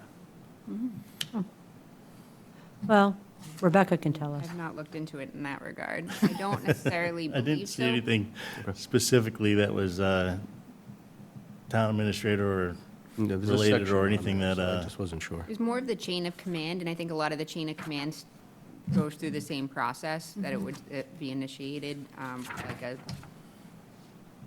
it would go from a select board member couldn't delegate duties without going through the board, that the board needs to report, ensure that departments go through the town administrator, not necessarily the board. So everything's kind of reinforces what we have in the proposed bylaw, I think, but I haven't really taken a closer look, so I can definitely do that, for sure. That's a good idea. It may not be a change, it's just something that I noticed. That's a good idea. I should do that, for sure. and I know that it listed a code of conduct for participants, Yes. but it was still a little lacking on the board's code of conduct for each other. We didn't have that in ours? I, You and I did this. I thought we did a unless good it's stuck job. together, I don't think we had it. So you have the code of conduct for town elected and appointed officials. Yeah, we But did. that's just general conduct, not necessarily in a meeting. No, And- mostly just in Just in other general. settings, with other appointed individuals or other elected individuals. Which is something I thought that you had originally talked about. So I didn't know if you were thinking about something that we needed to add or, You mean, so we have like the visitor's code of conduct, we want the other side of it? I'd have to look at it more carefully from that perspective. all right, well, if you find anything, then just let me know. Yeah, And we can put it on the agenda at a later date. and Because some you of do the, have it separated out, conduct generally in relation to the community, conduct in relation to other elected and appointed officials, conduct Yeah. in relation to town administrator. Yeah. So there is a little bit of a breakdown, but not necessarily in the meetings themselves between board members. well, honestly, to you, Rebecca and Alyssa, I mean, you work in here every day. You hear from one or more of us now and again. If you see any oversteps or any things where we could do better at what we do by doing it differently, or any other boards, if there's anything in general, you're free to speak up and say it. I mean, we didn't want to get so complex in this that we like wrote down, scripted the whole thing. We didn't want to take away people's ability as an elected official to express themselves. But, again, I don't work in here, so I don't know what it's like on the other side of the fence with all the different elected and appointed committees that the employees here have to interface with. So in your general meetings, if there's something that seems to keep coming up, maybe that's something that could be addressed. Because these do apply not just to us, but to all elected and appointed boards. And do we give these to people when they get elected or appointed?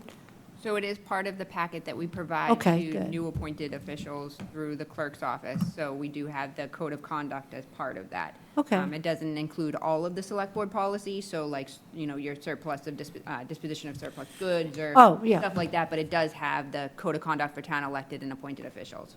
Okay.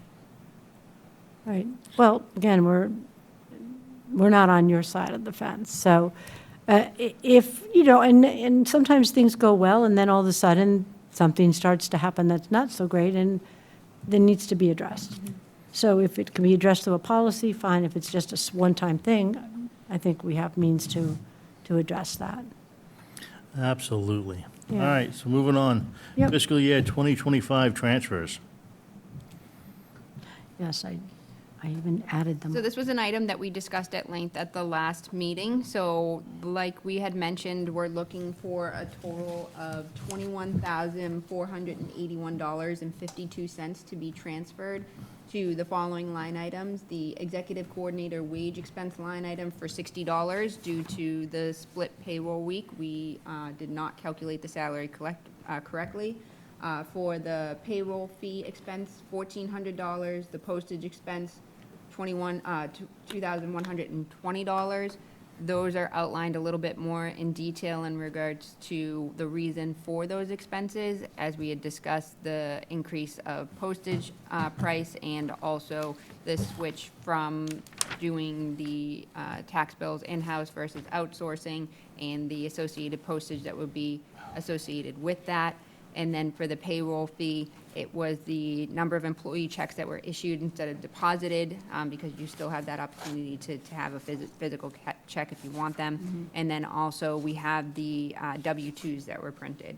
And then we had an additional expense of $650 for the annual cost associated with the Harper's digital hiring platform. So when you get hired now, all of your employee information is sent to you digitally, which makes things a lot easier for us in terms of our benefits coordination and making sure that you have all of the proper paperwork.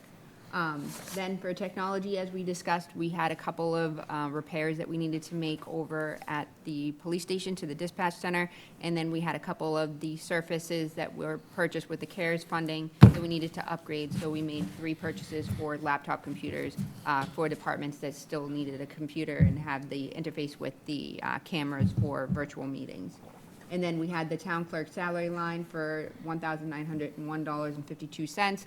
That was geared towards specifically because of the transition between the former town clerk and the new town clerk. Beth graciously agreed to stay on to help train Jen when she first took the position, so we did have that week where we were paying both Beth and Jen at the same time for that 1 week period. And then we also had the highway road maintenance expense line item for $10,000. And as we discussed, that is to go towards the assistance with the initial permitting for the Salem Street Dam, and trying to get that pushed sooner rather than later so that we can initiate an emergency order with the Conservation Commission if need be. So again, the total is $21,481.52.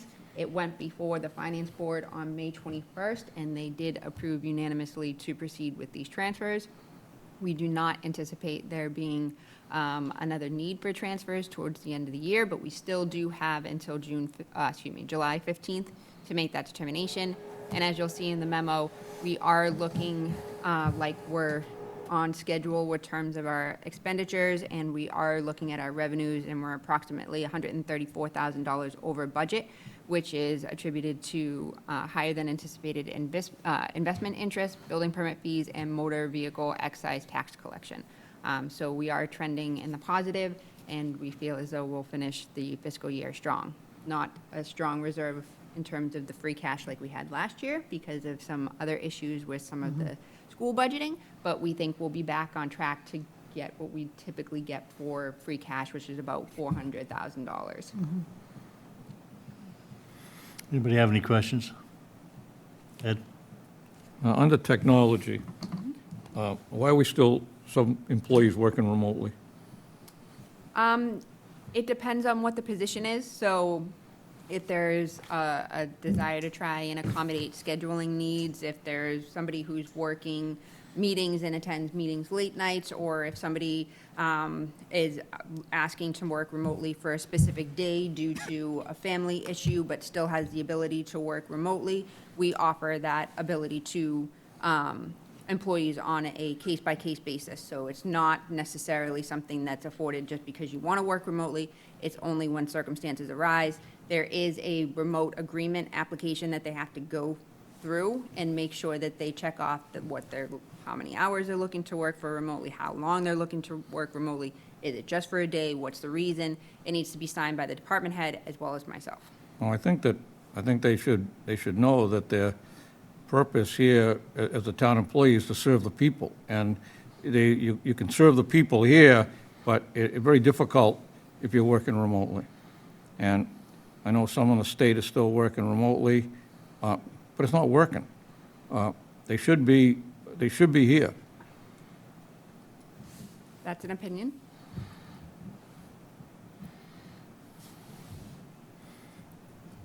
Steve? Nope. You good? No, all of this makes sense. Thank you. I just want to say that I feel like our employees do more than they need to. They give us 150% anytime I've had to interface with anybody in any office in this town hall. They couldn't be kinder and more helpful, and I leave it up to the judgment of the department heads on somebody's need to, if they're out at a late-night meeting, yeah, work from home for a couple hours if you need to. Fridays are half-day here anyway. So I kind of support that flex because I think it makes us a good employer, and it recognizes that our employees do not just work 9 to 5. They work beyond those hours, many of them, a lot of the time. So needs to be said. They work beyond the schedule. And on that note, I make a motion to transfer from insurance $21,481.52 and transfer it to the line items as listed, town administrator, treasurer, technology, town clerk, and highway, adding up to a total of $21,481.52. Is there a second? Second. Thank you. Any further discussion? I just would like to say that while I agree with Ed that our employees are here to serve the town, I think all of our employees understand that. I think our department heads understand that. And that's one of the reasons why they have a process to go through if they're going to be working remotely. And those are some of the considerations that take place here at Town Hall when they're allowed to work remotely, that their stations will be covered, the town folks will still be taken care of. And it's a very complete and thoughtful process. And with that, I'll take a vote. All in favor? Unanimous? And now we move to the Town Administrator Performance Review. And I just make a motion to table it as I do not have the report ready at this juncture. But I will, for the next meeting. Do we have a second? I'll need you to second it. All right, all in favor? Unanimous? Thank you.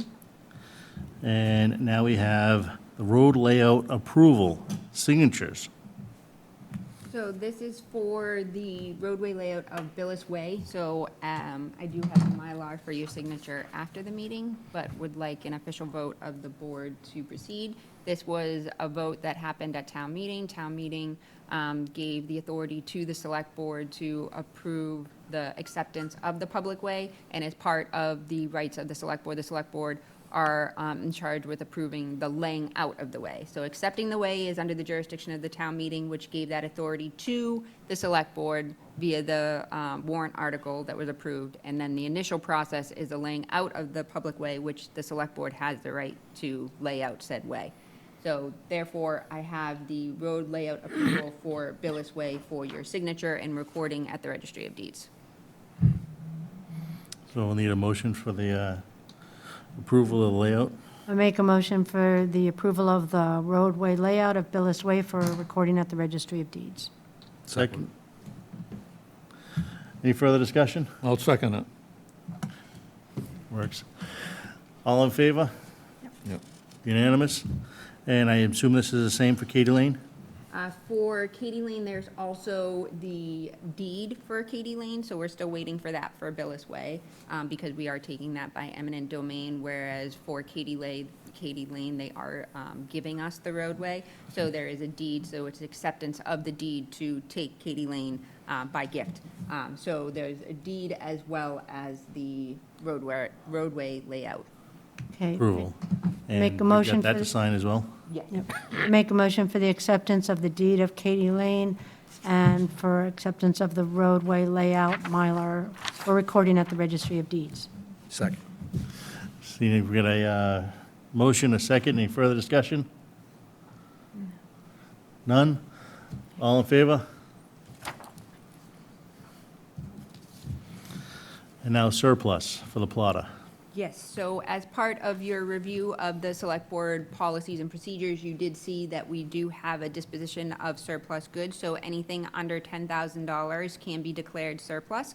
So we have the plotter that you see out in the back that's right before the veto.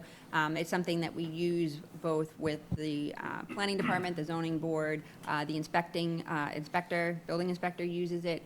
Water and sewer will sometimes use it, as well as the electric light, because they don't have a plotter, so they do large scale plans like the ones behind me. So that has quit and it hasn't been working. Sam Joslin has been successful at applying for a BRIC grant. It is one of the federal grants that had not been cut, so we actually did receive the funding. The funding is going towards the purchase of the code books that he needs, because the code's always changing and they can be very costly. So it's the code books as well as the digitization of his files and getting the building permits that are issued online, like we're doing with the town clerk's office with some of the vital records.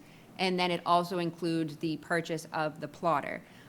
So the electric light department and the water and sewer department are also providing a financial match to this purchase so that we, again, all use it collectively. And so in order for us to have some return on this particular item, we're looking for a trade-in. So under your policies and procedures, option B, I believe it is, that allows the board to surplus the item for trade-in value. So it will go towards the purchase of a new plotter. So that will help save some monies from the town's match towards the plotter itself. Okay. So we make a motion to list the current plotter as surplus property consistent with Mass General Law, Chapter 30B, Section 15, and the town's established policies. Is there a second? Second. Any further discussion? All in favor? Unanimous? Approval of the bond. So this is for the bond anticipation note for the $4,317,274. And this is for the water and sewer department, most notably the water treatment facility, as well as some current debt that the water project specifically has in the repurposing of said monies. These documents have been shared with you in advance, so you did get a chance to take a closer look. I know a couple of you had some questions that I was able to answer. I think that we've been able to give you all of the information that you require. This requires a specific vote, and the language for the specific vote is listed on the agenda. And that is required so that we can record this properly and make sure that we're all set. And this also has to do with the marketing of the bond. So the bond was marketed, and it is going to Piper, Sandler, and Co. at a par and accrued interest of $38,035.18. So I'll make a motion to approve the sale of $4,317,274. Nope, there's something wrong there. Oh, $274. Is it at 4.25%? There's a word missing? Yes. Let me start again. I'll make a motion to approve the sale of the $4,317,274 at 4.25% general obligation bond anticipation notes, in parentheses, the notes, of the town dated May 29th, 2025, and payable May 29th, 2026, to Piper, Sandler and Company at par and accrued interest, if any, plus a premium of $38,035.18. I'll second it. Any further discussion? Yes, Ed? The best we could do is 4.25%. The best we could do, 4.25%. Correct. It seems a little high. That's what the bids came back at. And what's the duration? I don't see it here. For These are bond payable May 29, 2026. Yeah, but when is it, when is the note due? These are the anticipation. Oh, I have to pull that up. The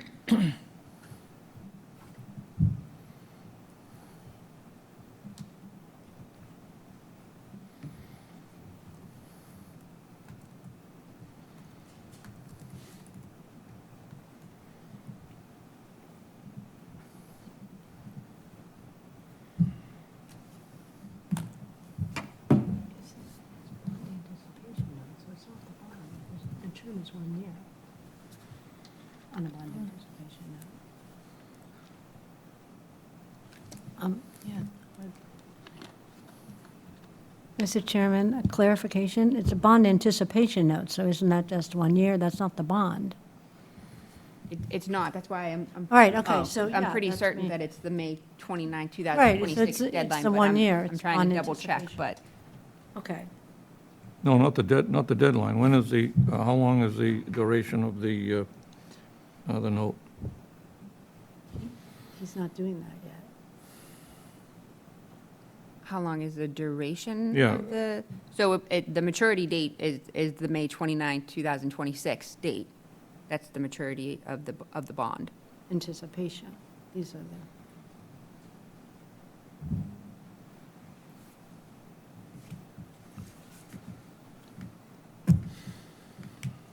You all set, Ed? Yeah, I guess so. All right. Any further discussion? No? no, With that, call for a vote. All in favor? Unanimous? We have one appointment. it So- said to hold on I think that. there was a note in the packet to hold on it.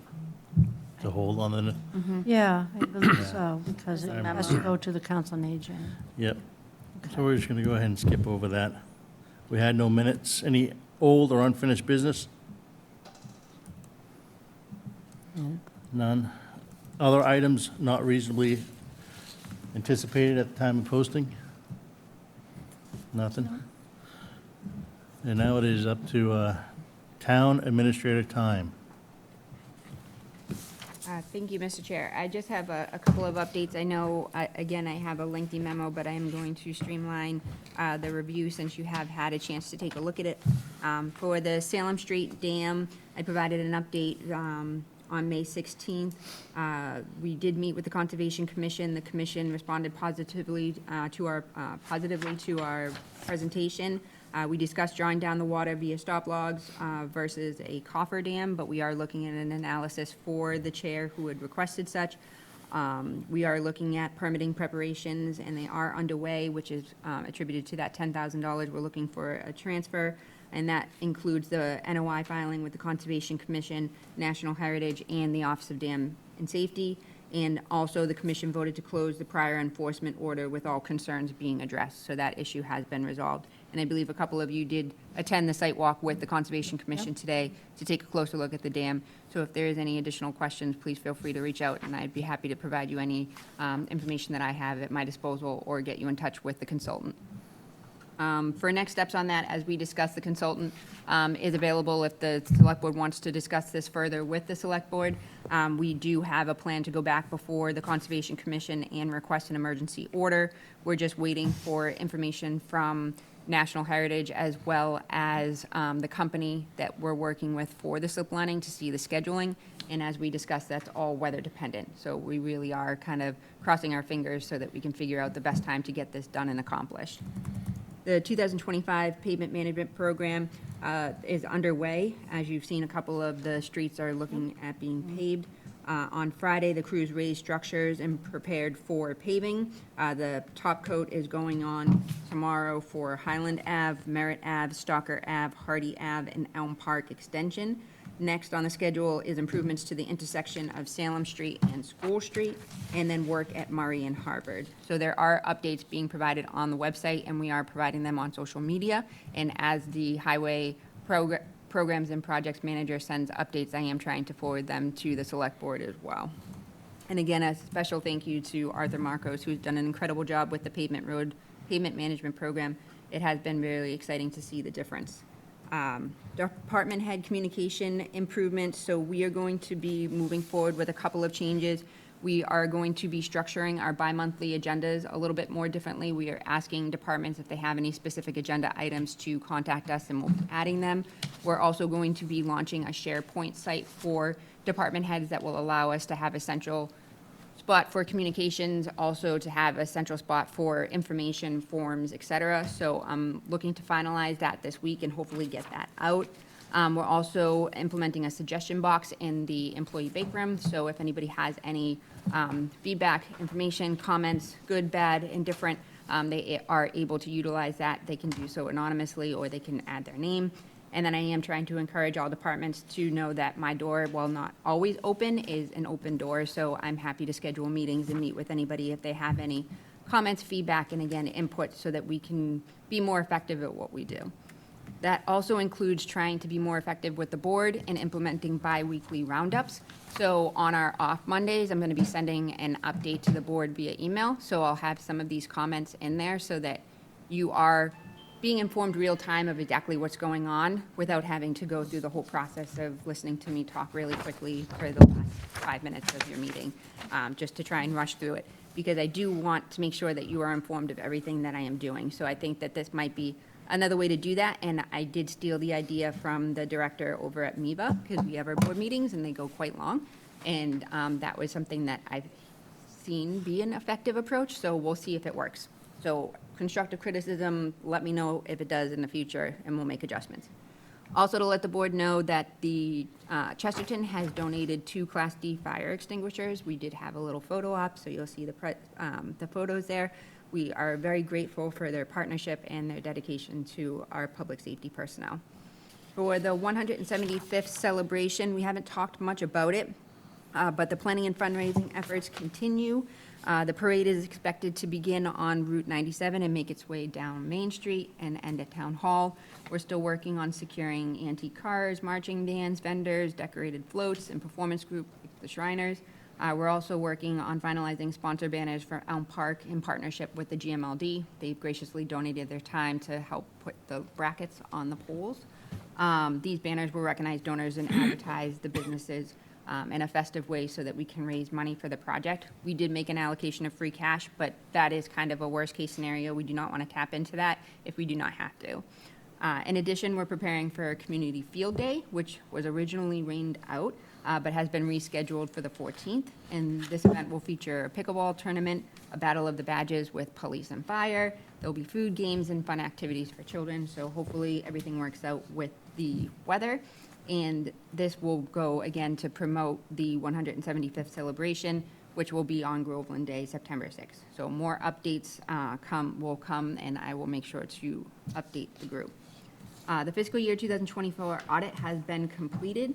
The summary of findings, essentially no material misstatements or instances of noncompliance. There were no significant difficulties or disagreements with management. All misstatements discovered during the audit were corrected and deemed not material, and the auditors confirmed their independence was not impaired. So overall, it was a clean audit. The only thing that they had mentioned as a significant audit risk was the risk of management override by controls, and this was essentially just a blanket statement to cover everything. So the risk is routinely assessed every audit, and no issues or concerns were found related to the risk in Groveland's case. So the auditors will present their findings to the select board at your meeting on June 9th, and I would like to extend my appreciation to the town accountant, Ellen Petrillo, for her exceptional effort and professionalism throughout the audit process. Then another issue that was brought to my attention is update on the school council representative. So I was unaware of this, but I guess the Bagnell Elementary School Council has a body established under Massachusetts general law to advise the principal on key aspects of school operations, and a town representative is appointed to that particular body. And it's usually somebody who's appointed on one of the boards and committees here in town. So Melissa Baker is currently serving as the town's appointed representative to the school council, and she's agreed to continue this role. She hasn't expressed a desire not to, but it was brought to her attention that it might be something that she should bring back to the board because it's kind of continued on and there was never really an official vote taken per se. So unless the board has any new appointments that they would like to make, I would recommend formally reappointing Melissa Baker for the upcoming year, and would just like to advise if you would like me to add that as a meeting agenda item for a vote. For the Board of Health, the health agent, our current health agent, Rosemary Deasy, has submitted her resignation. The chair is currently reviewing job descriptions and coordinating with the Merrimack Valley Public Health Alliance. That was the agreement that came before us, and we kind of went back and forth on the language. This could actually help us because it wouldn't be a cost to the town, and they do have qualified individuals for septic inspections, perk tests, as well as food inspections. So hopefully we can take advantage of that and allow the Board of Health to kind of reevaluate where they stand, and we can figure out from a personnel standpoint what makes more sense in terms of hours and figuring out how that office is structured. So hopefully we can have some really good conversations with the forward on next steps. For project requests, residential concerns, facility lease agreements, that was something that Select Board Member Castronellis has brought up. It's been kind of looming under, I forget what, old business. I have been working to finalize that. I know that I met with Claire Walsh in regards to the Knox building over at the Shanahan Field. That's pretty much wrapped up. There was one piece of language that they would like us to reevaluate, so I'm taking a little closer look at what we've come up with. So that's just about finalized, and then both the Little Red Schoolhouse and the Washington Hall have not really been documents that we've evaluated in quite some time. We've just re-signed the 5-year lease year after year. So it made sense to me to kind of look a little bit closer in regards to that when Select Board Member Castronellis brought it up. So it's still on my radar. I'm still working on it. Hopefully it will come before you shortly. Field use, property use, special event permits. We issued a field use permit, 2025 FP15, and that's to a Groveland Parent League for pickleball. That's going to be starting on Fridays, July 11th through August 29th, from 6 p.m. to 8 p.m. Some important upcoming dates. This Thursday, we're having a Perry Park engagement session at 6:30 p.m. here at Town Hall. And the Groveland Garden Club annual plant sale is May 31st from 8 a.m. to 12 p.m. at the Little Red Schoolhouse. For grants, we have the Shanahan parking lot access improvements. The contractor continues with the loaming and landscaping work. A wooden guardrail is going to be installed. They're also working on installing picnic tables and benches. And then the remaining items will be the final top coat as well as completing the lines painting. For the Pines Recreation Area, the contractor has just kind of completed the pathway today, I believe. So we're just looking at the remaining item being the railing along the path from the town hall down to the Pines. So there's a railing that will be installed. And then as well, the application of the final top coat and the line striping. And for this specific site, I want to bring it up because it's something that we're going to have to coordinate, is that the final paving and painting phase will require coordination with those who utilize the site, because we will not be able to have vehicle traffic for 2 days. So just vehicle. So you can park up here and you can walk down to the dog park, you can walk down to the playground, you can walk down to the field. But if you're in a car, you won't be able to access the site for just 2 days. We're trying to coordinate with the leagues to figure out when they have their games. If it's just a practice, would they mind just walking down? But there is adequate parking up here, and there is a designated path for them to walk down. So again, it's going to be chaos, but we are going to try and get the information out as soon as possible. We've asked the contractor if they can give us a week's notice so that we can put it out on social, remind people on social, put it out on the website, put out flyers, put it down there at the park, just anything that we can possibly do to make sure that people are aware. We're also trying to make sure that it's not on the weekends, because people tend to use the park a little bit more during the weekends, and we also have the boat ramp. And that is another thing that we have to make sure that we keep open, and people less frequently use that during the week. But again, nice weather, summertime, it's going to be miserable. There's no good Accept answer. it. It's chaos. So communication is what we're aiming for. So we're just going to try and communicate, and make sure that we can get through this, and then we will be done, and it'll be great, and we've had a lot of great feedback. Municipal Pavement Programs Grant, that's the Route 97 paving project. The project is approximately 95% complete. We just have a couple of the side crosswalks on the side streets that need to be completed. 46 Washington Street and 150 Center Street. We are still working on the Community One-Stop grant applications, which are due on June 4th. The Recycled Dividends Program, we're in the process of applying for our FY26 RDP grant. These grant monies usually help us pay for the hazard mitigation, the Household Hazardous Waste Program, and that day that we do with some of our surrounding communities. We're also hoping to take advantage of the monies and use it towards outreach and education for the recycling carts, and making sure that people understand what you can recycle, and trying to educate people about what our plans are for our trash and recycling. And then there's the Community Compact Grant, so we're going to be submitting 2 applications this year under the best management practice. One is employee training funds to support professional development and training opportunities for staff. We don't have a budget for that.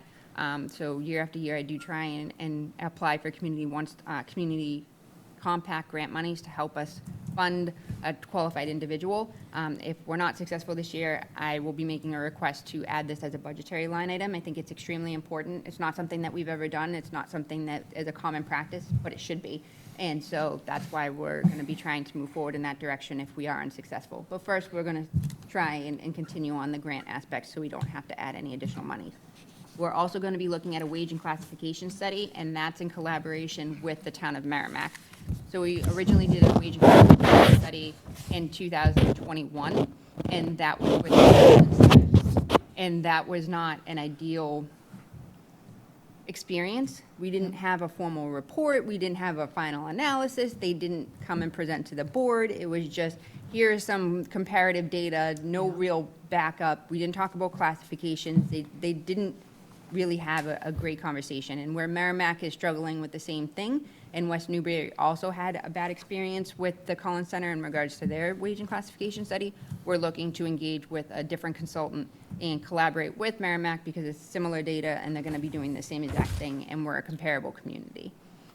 And then for the community preservation 2025 project updates, the committee met on the 19th and they finalized their grant agreement. So we're going to be reaching out to the applicants to discuss next steps, signing the grant agreements, talking about procurement and all that other good stuff, project milestones. And the Congregational Church is going to be moving forward with a historic preservation. So I put that wrong. It's not Historic Preservation District Commission. It's just the Historic Preservation Restriction. Good job, autocorrect. Which is new for us. We've never done a historic restriction before. So typically what happens is the applicant comes forward with the actual restriction and it gets reviewed by the Massachusetts Historic Commission. So town council gave us a template that we can use. So I took the template and we sent it over to the Congregational Church to fill in the details about the church and all that other good information. And that will come back to us, and then we'll be sending that over to the MHC, and then they will need to weigh in. The one question that's kind of outstanding is whether or not we want the preservation restriction to be held by the Select Board or the Historic Commission. And so that's a decision that we need to make, and it really kind of depends on, I think, capacity, because when you have a historic restriction, there's, annual inspections and just making sure compliance and all that. So whether or not the Historic Commission can do that or whether or not the Select Board can do that. I know the Historic Commission just appointed a new member, so I think they do have a full board, and they would be the experts in the matter, so that's also an option. So just something that we should decide, and it is the Select Board that would execute the restriction, and that was authorized by town meeting through the warrant that approved the project as well. For procurement, and then also to note that the community preservation project won't begin until July 1st in the first of the fiscal year. And for procurement, just a couple of different contracts that we signed: water and sewer for their printer copier, the police department for their printer copier, and then the OpenGov contract. We had no technical review conferences, and then we also had a couple of meetings and events that are listed below. And if there's any of those that you would like me to speak more on, I'm happy to do so. Thank you. Any questions? Ed? On the first page with the pavement and management program, when are they going to get to Salem Street and Murray? Now, that's a minefield out there. I'm not entirely sure when. I know that they first need to address those roads before the Highland Ave, Merritt, et cetera, but I know that is the next, because it needs to be done prior to June 30th. So it should be within the next 2 weeks, at least on the, the Salem and School Street intersection, because those monies are coming from the Mass Works program, and we have to use them by June 30. That should have been done last fall, but it didn't get done. Salem and Murray, that, across from that project going in, it's horrible. I'm glad to hear it's being taken care of. Anything? No questions. Good information. questions? I have Questions? nothing. Sorry, I never know if worries. you're looking Yep, at me or her. go ahead. For the community preservation project updates, I was just curious, I haven't looked into it yet. For people that come up with an idea, right, and then they present it, it looks like you're going to walk them through the process. Are there like I don't want to say like official project management templates, but something that would help someone guide them on how to run this project. So I did watch that meeting, and I like, I think they're getting more structured, which is great, but that can also be intimidating to people that have a good idea, but maybe they don't know what to do from there. So I wasn't sure if that was something, if I don't know, it sounds a bit formal, so it was just kind of, I think it's a fantastic idea, to be honest with you, and I'd like to take a stab at trying to put something together, because I think that as part of the grant agreement process, it really will go back hand in hand, because we're talking about what are their responsibilities, what are their reporting requirements. Right. I plan to work with them and create like a milestone document, like a NAT chart, to kind of give them an understanding of like, this is the time that you're doing this is the time you're doing that. You don't have to meet these deadlines 100%, but just to stay within the parameters, and if something kind of goes off track or Right. you need help, like, come back and we can talk about what we can do. Yeah. But something a little bit more formal and have some type of resources and some guidance, I think would be Yeah. super helpful. So I can definitely work on something and present that to the CPC, but I believe the chair would be more than amenable to Right. making something like that available to folks. okay. So I mentioned that I went through a project management little boot camp, so I got, fine-tuned my skills a little bit. So I was like, wait, this might be really helpful. The other thing I was wondering about, you mentioned the new website coming up. Do you have like a potential go-live date for that? So the live date will be July 1st. It is July 1st, okay. It will be July 1st. You probably told me There's a little that. bit of a scramble to try and get everything completed. Yes. I think that there was a change in staff on the revised side, which did not help with our timeline, so it is kind of a mad dash, but Okay. they informed us it would be. Fingers crossed. And it would be a few weeks before July 1 to make sure that there's no bugs. So Yes. even if they're not live, they're still working in the background to make sure that everything's functioning and the Yep. links are clickable and all that other good stuff. Excellent. So July 1, fingers crossed. Perfect. And then just one more question. It's actually kind of to the board, the 175th anniversary. Is there anything that the town is contributing? Like, are we, as the select board members, right, for the 175th anniversary, it's kind of a big deal. Ed, I see you have a really awesome car in your driveway. We can all pile in and be on the car. Don't want me driving it, but, just a thought. Be a cold day in hell. Okay.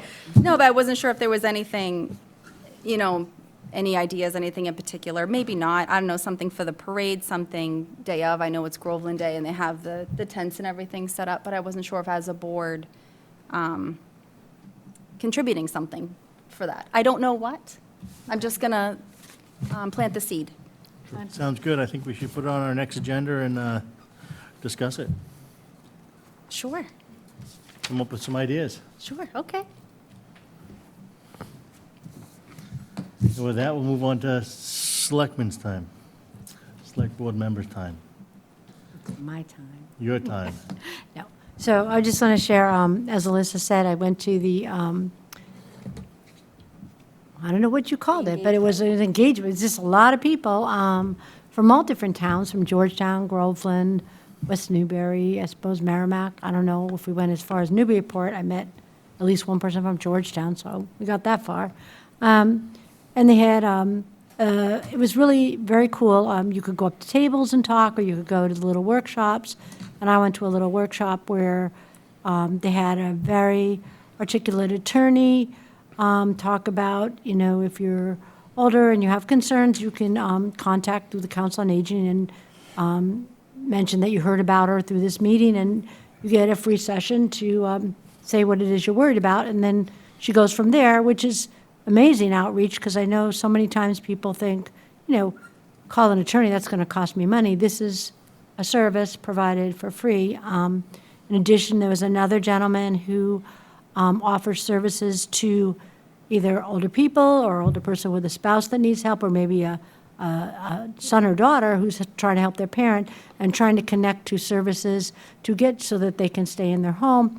And he, again, is available and free, and you can contact him through the Council on Aging to find out what kind of assistance you can get. And then, of course, there was a real estater, and if you want to sell your home, well, there, the market is hot.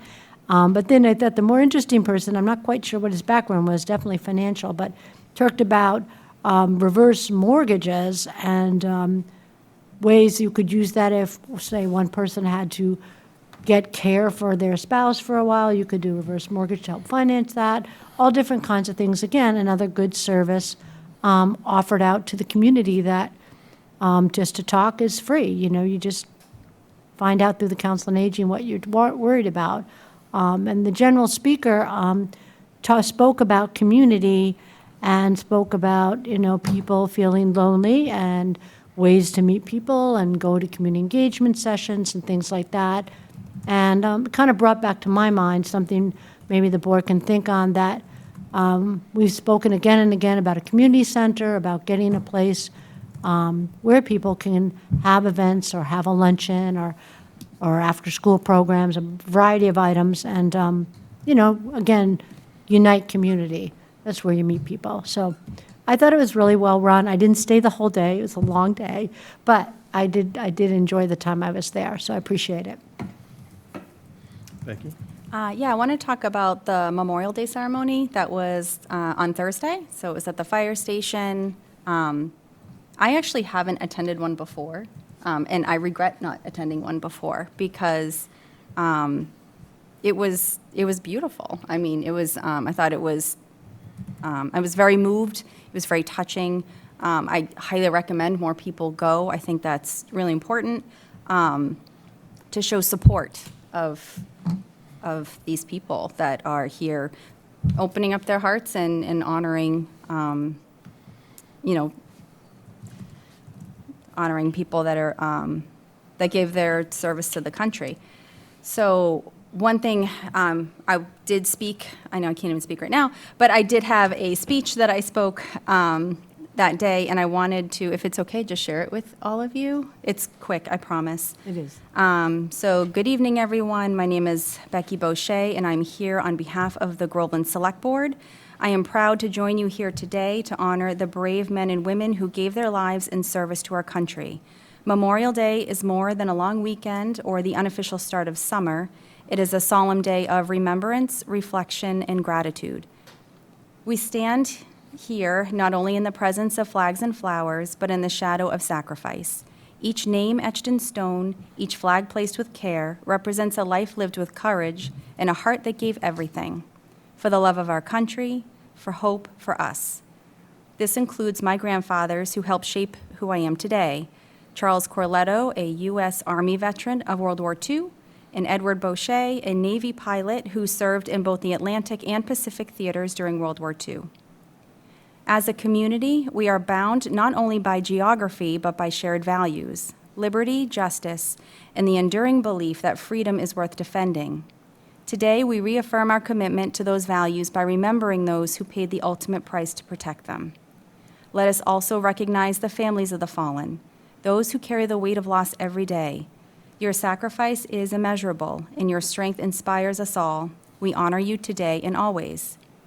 In closing, may we never forget that freedom is not free. It is earned, preserved, and passed on through the courage and sacrifice of those we remember today. Thank you again to all of you, and may the memory of our fallen live in our hearts, their families be forever embraced by our gratitude, and the spirit of their sacrifice continue to light the path of America's journey forward.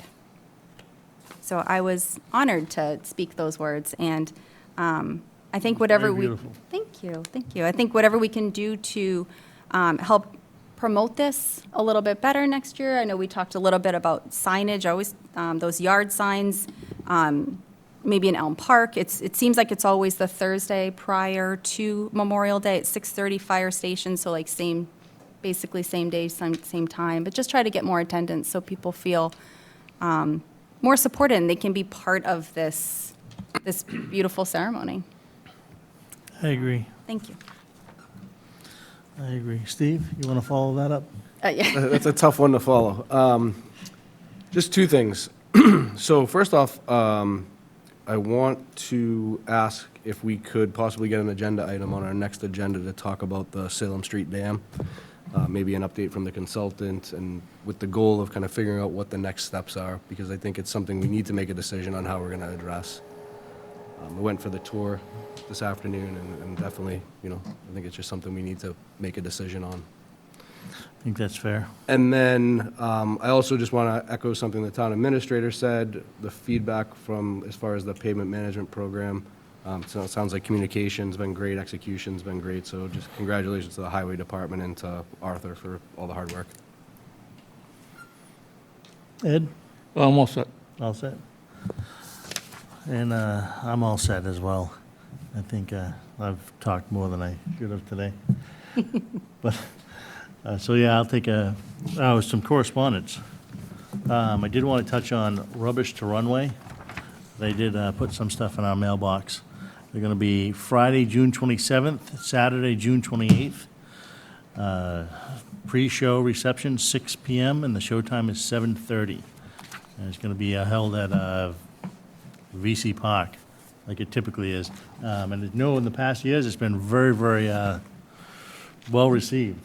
And it's it displays a lot of great ways to reuse things and prevents, it shows just how to prevent things from going into the trash, which is a big thing that we're all interested in, because some of these towns are really just passing on as much of the cost as possible to their constituents. When you look at Gloucester changing the price of their bags from $2 to $4, doubling the price. I was really surprised to see that in the Gloucester Daily Times. So recycling is definitely the way to go, and everybody can do their part to help keep their taxes down. And you know one of the models, too. Oh, good. There you go. So at one of the meetings in June, we'll have you come in Yeah. fully dressed and ready to go. Sure. Absolutely. And then we also received a update on the Whittier budget, which I think included some capital expenses. So we probably should discuss that at our next meeting and see what that really means for us.